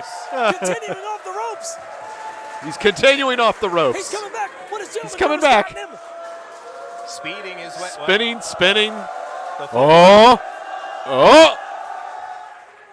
Oh, shoulder block. Goes for the big tackle. Jervis trying to shake it off. Yeah, looking to answer. I mean, I could have separated the shoulder right there. Heads off. Whoa. Oh, he got him down. Oh, he got him down. Flying. He's a turtle on his shell. Drop down. Drop down. Drop down. Drop down. He's going to wear himself out here. Drop down. What is this? He's still going. Drop down. Yay! I think he's realized what's going on here. Or he's winded. A little of both. Oh, roll up! Roll up! 1, 2! New Oh! He almost had it. Oh! Hands out of the pockets. And there it is. The hands are free. Jervis, though, going to try to go back to work here as Cassidy flailing a little Wait, bit. hold on. And Break the hold. In the pockets! right back into the pockets. This is wrestling. and Gentleman Jervis still holding on. Well, Cassidy back to his feet. Hands in pocket still. This is absolutely wrestling. His natural Okay. habitat. At its finest. I know you've been in the ring with both of these gentlemen, Colin, but you ever seen anything quite like this? Oh! Both, Ooh! what is happening? What was that jump? What's he doing? Passed him by with his feet? Uh-oh. Oh, he's kicking him. Oh, got him with a kick. That's just mean. Taking him down, building him down. Orange Cassidy pulling out all the stops here. Stop it! Stop it! Please stop kicking me!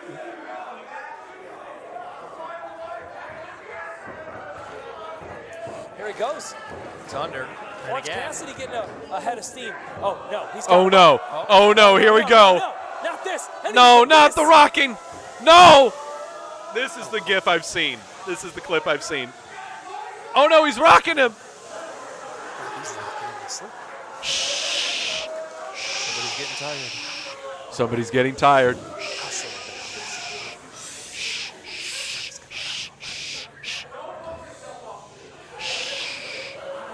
One.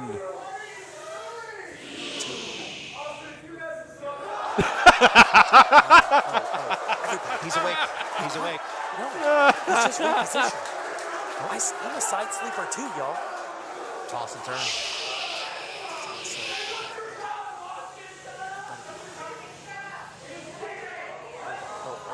Look at him. He's trying to roll him.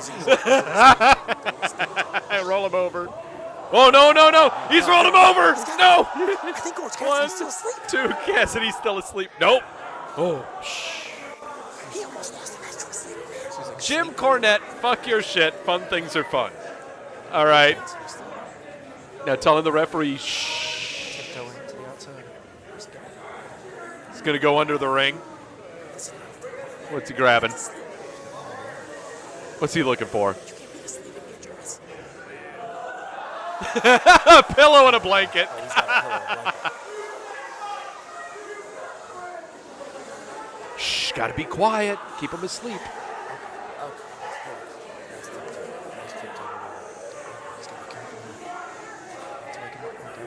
Yeah, Jamel, you're right. The crowd is so into this. It just makes it better. That blanket looks nice, though. It looks soft. Look at this. You sick fuck. You sick fuck. Oh. That's gotta be it. That's gotta be it. 2. Oh no, he's gonna sneeze. Oh, the ref's gonna sneeze.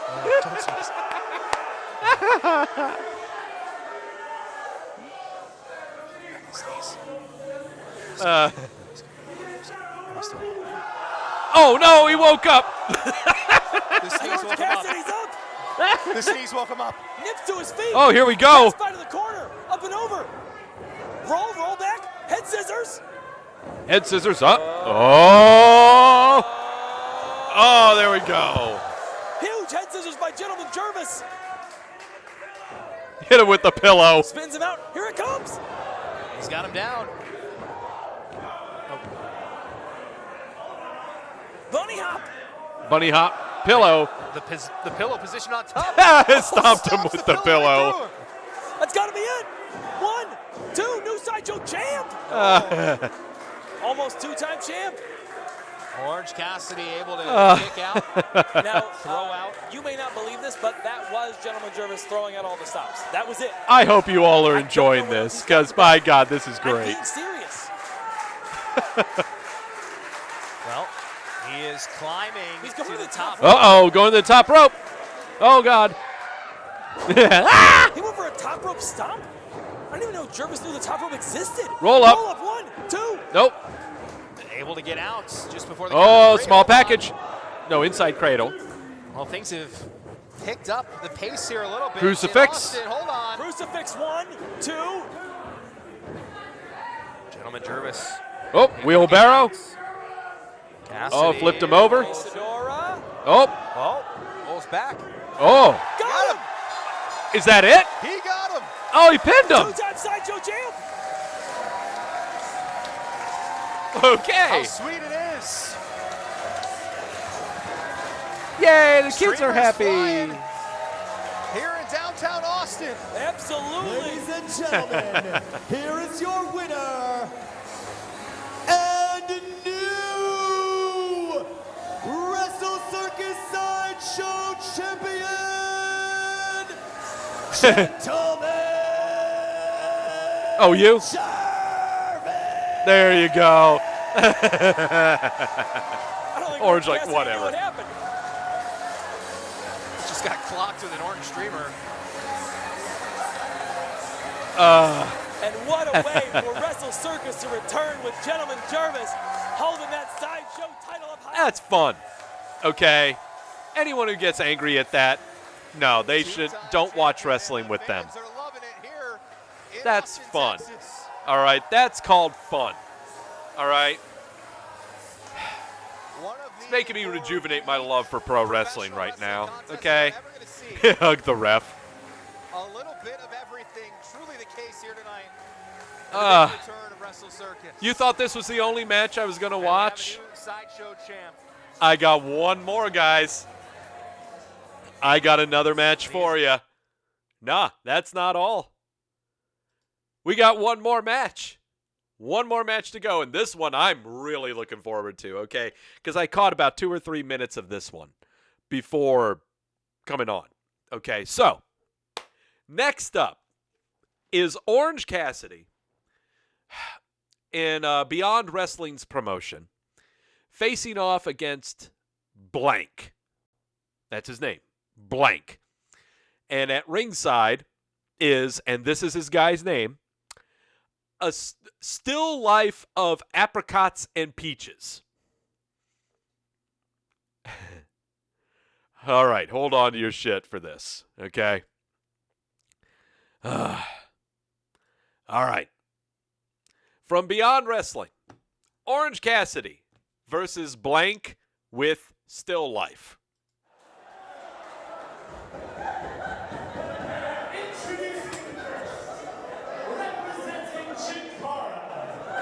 From the private exhibition of the new estate, From the coming to the ring by a still life with apricots and pears.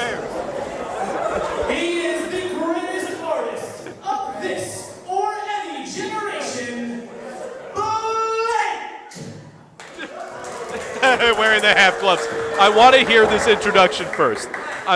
Listen to where he's from. I'm sorry, I'm losing my shit. Introducing first, representing Chikara. From the private exhibition of the new estate. Coming to the ring by a still life with apricots and pears. He is the greatest artist of this or any generation, Blank!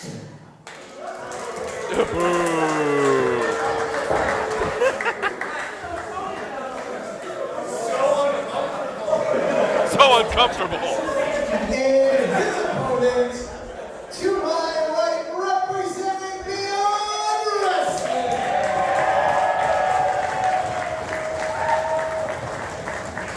Hailing from wherever, his weight just does not matter.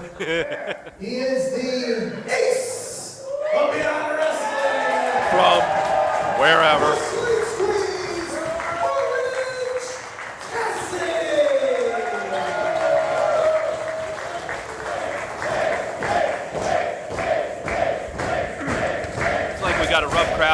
50 to 75 there. Yeah.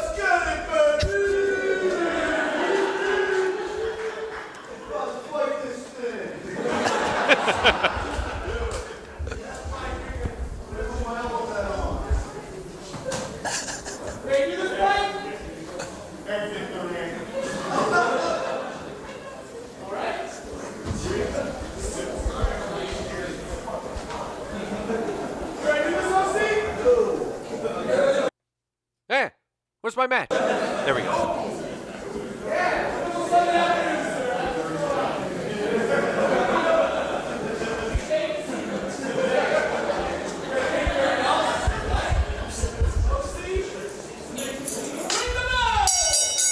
Beyond Wrestling versus Chikara Extreme Warfare Revenge. And what a matchup. Paul Crockett alongside Hot Sauce Tracy Williams. And you get a little preview for what you have coming up at New Year's Uh-oh, he's Eve. unzipping the mouth. As the #1 contender to your title, Uh-oh. Orange Cassidy's in here against Blank. And what's going on? On our prior reception, I can tell Rhode Island has no appreciation for art. However, I will allow you a special viewing in my gallery. Ooh, special There's a lot viewing. going on to answer your Gallery. question. I love art. If this is art, I think I'm into it. It's time for art. I have the dogs playing poker on my wall. A lot of stuff Okay. going on here in this relationship, and I love it. This is art. A little avant-garde for my taste, but hey, I appreciate things like art.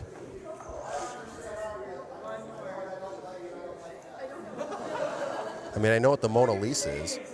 So what we are seeing here in the ring, in the middle of the ring, Hey, is Kim. a still life with apricots and pears Okay. being posed, being, I don't know, manipulated by Blank. And I think he's done a heck of a job. Well, Blank, I guess, is the greatest living artist. Apparently of this generation or any generation is what was said. A lot of things were said. Right. I'm more of a Jackson Pollock guy myself, but We're hey, really- Blank's pretty good. We're being treated to a real exhibition here. You guys have to And be. Orange Cassidy wanting to get involved in the art. He appreciates good art. Hey, pose me up, baby. Pose me up, baby.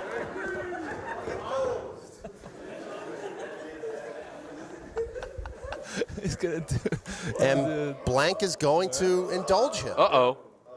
Uh-oh. Wow. Art. Now, I don't know about the one earlier, but this one's really good. That could be at MoMA any day of the week.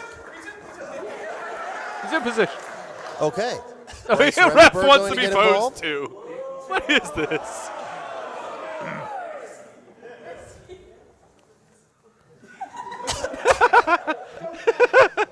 What is this? Tracy Williams, I know you would go to the Museum of Modern Art to see this. I gotta get a pic. Are photos allowed? They are. Please don't call my art until it's ready. Thank you. Okay, apparently it's not done yet. I'm not gonna take a photo yet. I will. Okay. Something's missing. Still life, please. Something Blank is says missing. something's missing. No. Tells him to He's keep moved hold. still life with apricots and pears. He zipped up his little thing. Oh, no. Hold on Uh-oh. here. Now, hold on here. No. And suddenly Orange Cassidy isn't having fun anymore. You fucked up. Oh, that's not good. Oh, no. Oh, no. A shot across the bow and another. Orange Cassidy laying into Blank. Whoa. Oh! Spinning leg lariat. Hurricane style.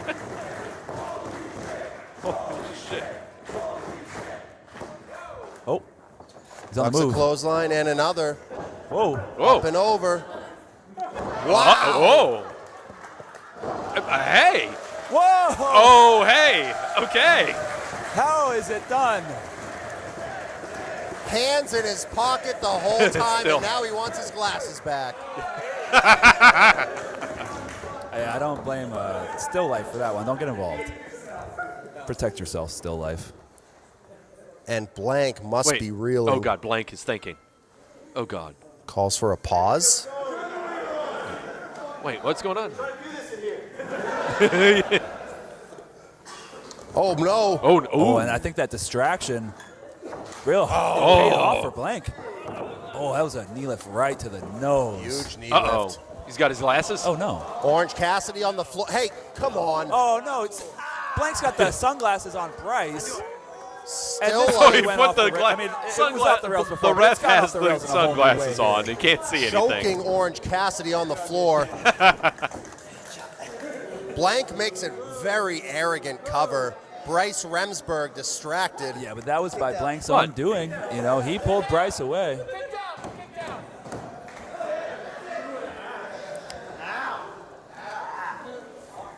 What do you know about Blank? Only what I've seen thus far, pretty much. Only what I've seen thus far. What kind of style does he bring inside of the ring as far as his offense goes? I mean, it seems like these two guys actually have somewhat of a similar approach to their offense and their offensive strategy, where they will lull. What It is this? seems, just based on what I'm seeing, they'll lull What is their he doing? opponents to a false sense of security. And again, Blank using the distraction to allow Still Life in there. Yeah, and now, I mean, you know, a bit of fun and games is one thing, but Blank now is completely exploiting the rules and exploiting the referee.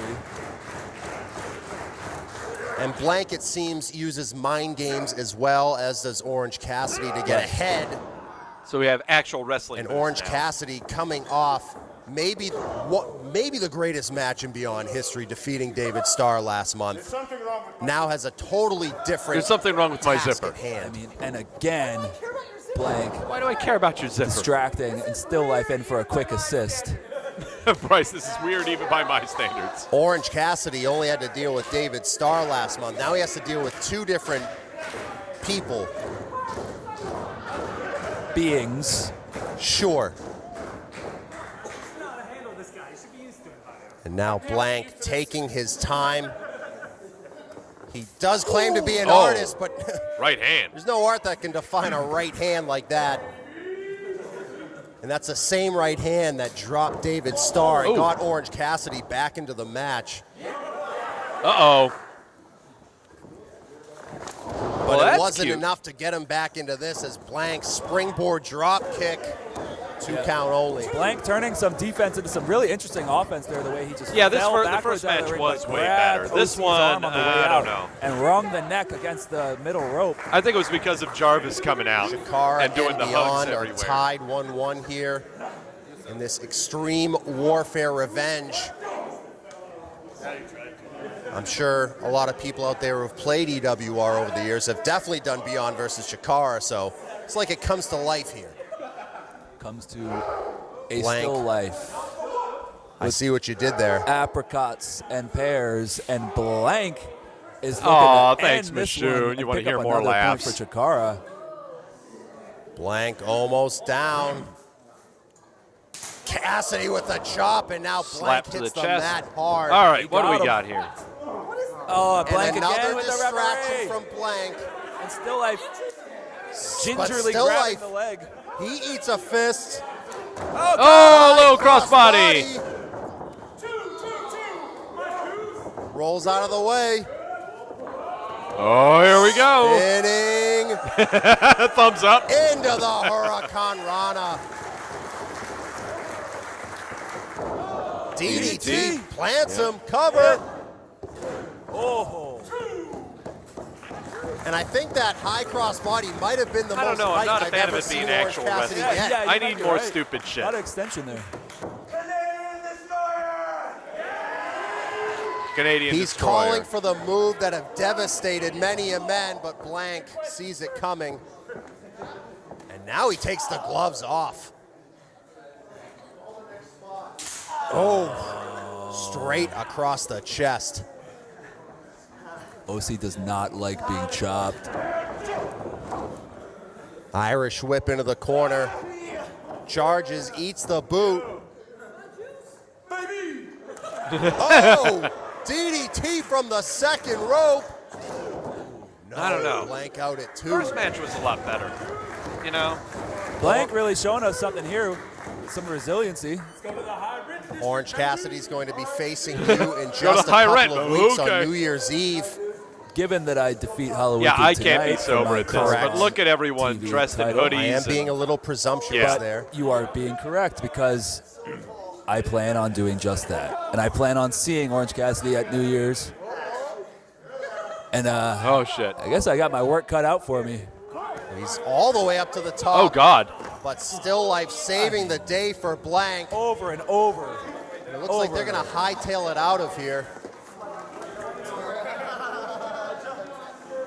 What's Orange Cassidy going to do? He said it's too far. Oh. Uh-oh. Uh-oh. That's the call. Hey, That's the call. it's the Swamp Monster. You got that right. Look on there, we'll catch you. Hey! Oh! I stand corrected. That was the most height Orange Cassidy's ever had. And the Swamp Monster doing what he does best Swamp and Monster. sacrificing himself and his body for the ones that he loves and cares for. Blank was trying to get the hell out of Dodge. The Swamp Monster was summoned, and he did his job. Uh-oh. We should be coming to the end of it. Orange Cassidy with a choke slam. I don't know. That has to worry you. I got my eyes on him.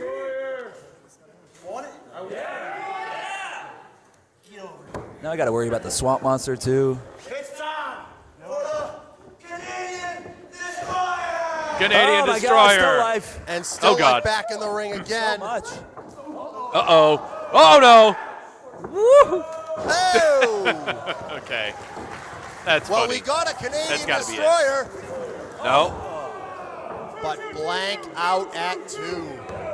Orange Cassidy taking it upon himself to make a little art I of have his one more own for the David at Starr the expense of match. Still Life and Blank. Orange Cassidy looking over in that corner, and you know what that means. Huh? Time the for juice. the juice. Baby. And this crowd calling for him to juice up. Hey, Oh my Still Life goodness. steals it. Still Life. Again. Oh, my God. Oh, nice catch by Orange. Saw Cassidy that? saves it. That was pretty wild. Oh, no! Oh, no. He got it in his eyes. Oh! That is a huge upset. All right. Here is your winner. I feel like I need to make up for that. You know? Should I take out the David Starr match? Okay. All right. I'll go ahead and check it out. All right. I'll go ahead and bring up the David Starr match. See if I can find that real quick. I can't believe I'm really doing this on the fly here. But, okay. Orange Cassidy. Star. Okay. I'm actually trying to. Okay, so from Beyond Wrestling, looks like it was 8 months ago. God, that's a 25-minute long thing, huh? No, I don't want to do that. It's a really long one, guys. I mean, it's 25 minutes long. Okay? Nah, mate. Let's save it for another day. Okay, because I do want to see more of this. Okay? The Gentleman Jarvis match and Orange Cassidy was fucking fantastic. Okay? So, let's I know you want David Starr. Let's do it for tomorrow. Because I got an announcement that I got to make before I end the show. So, yeah. Just want to do that. All right. Let me switch over to the scene here to do serious stuff. Okay. So, there are a lot of changes that are happening in the world of wrestling programming.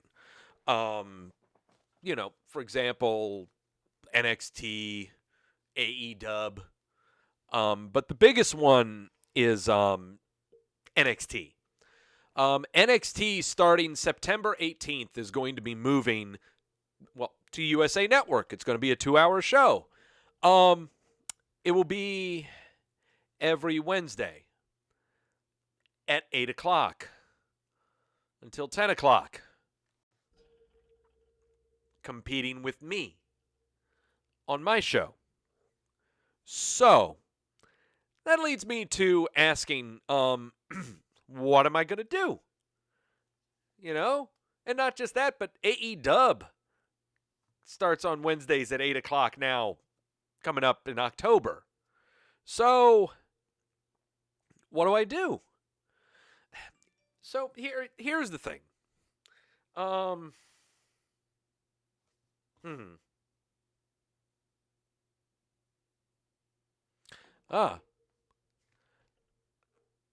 I see what happened here. All right, so I'm back on. Apparently, they didn't like me watching Orange Cassidy, the Gestapo hit. So, oh well. It was a free match. Oh well, what am I going to do?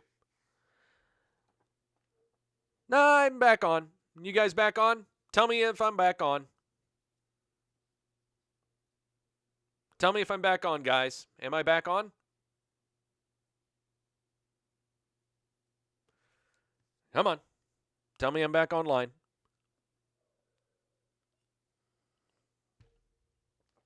Yeah, that's true.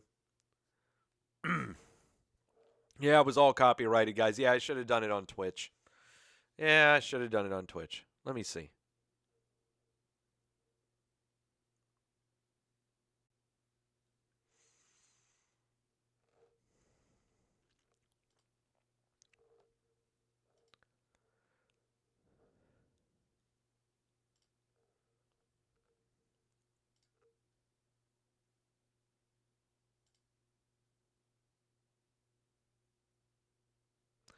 Okay.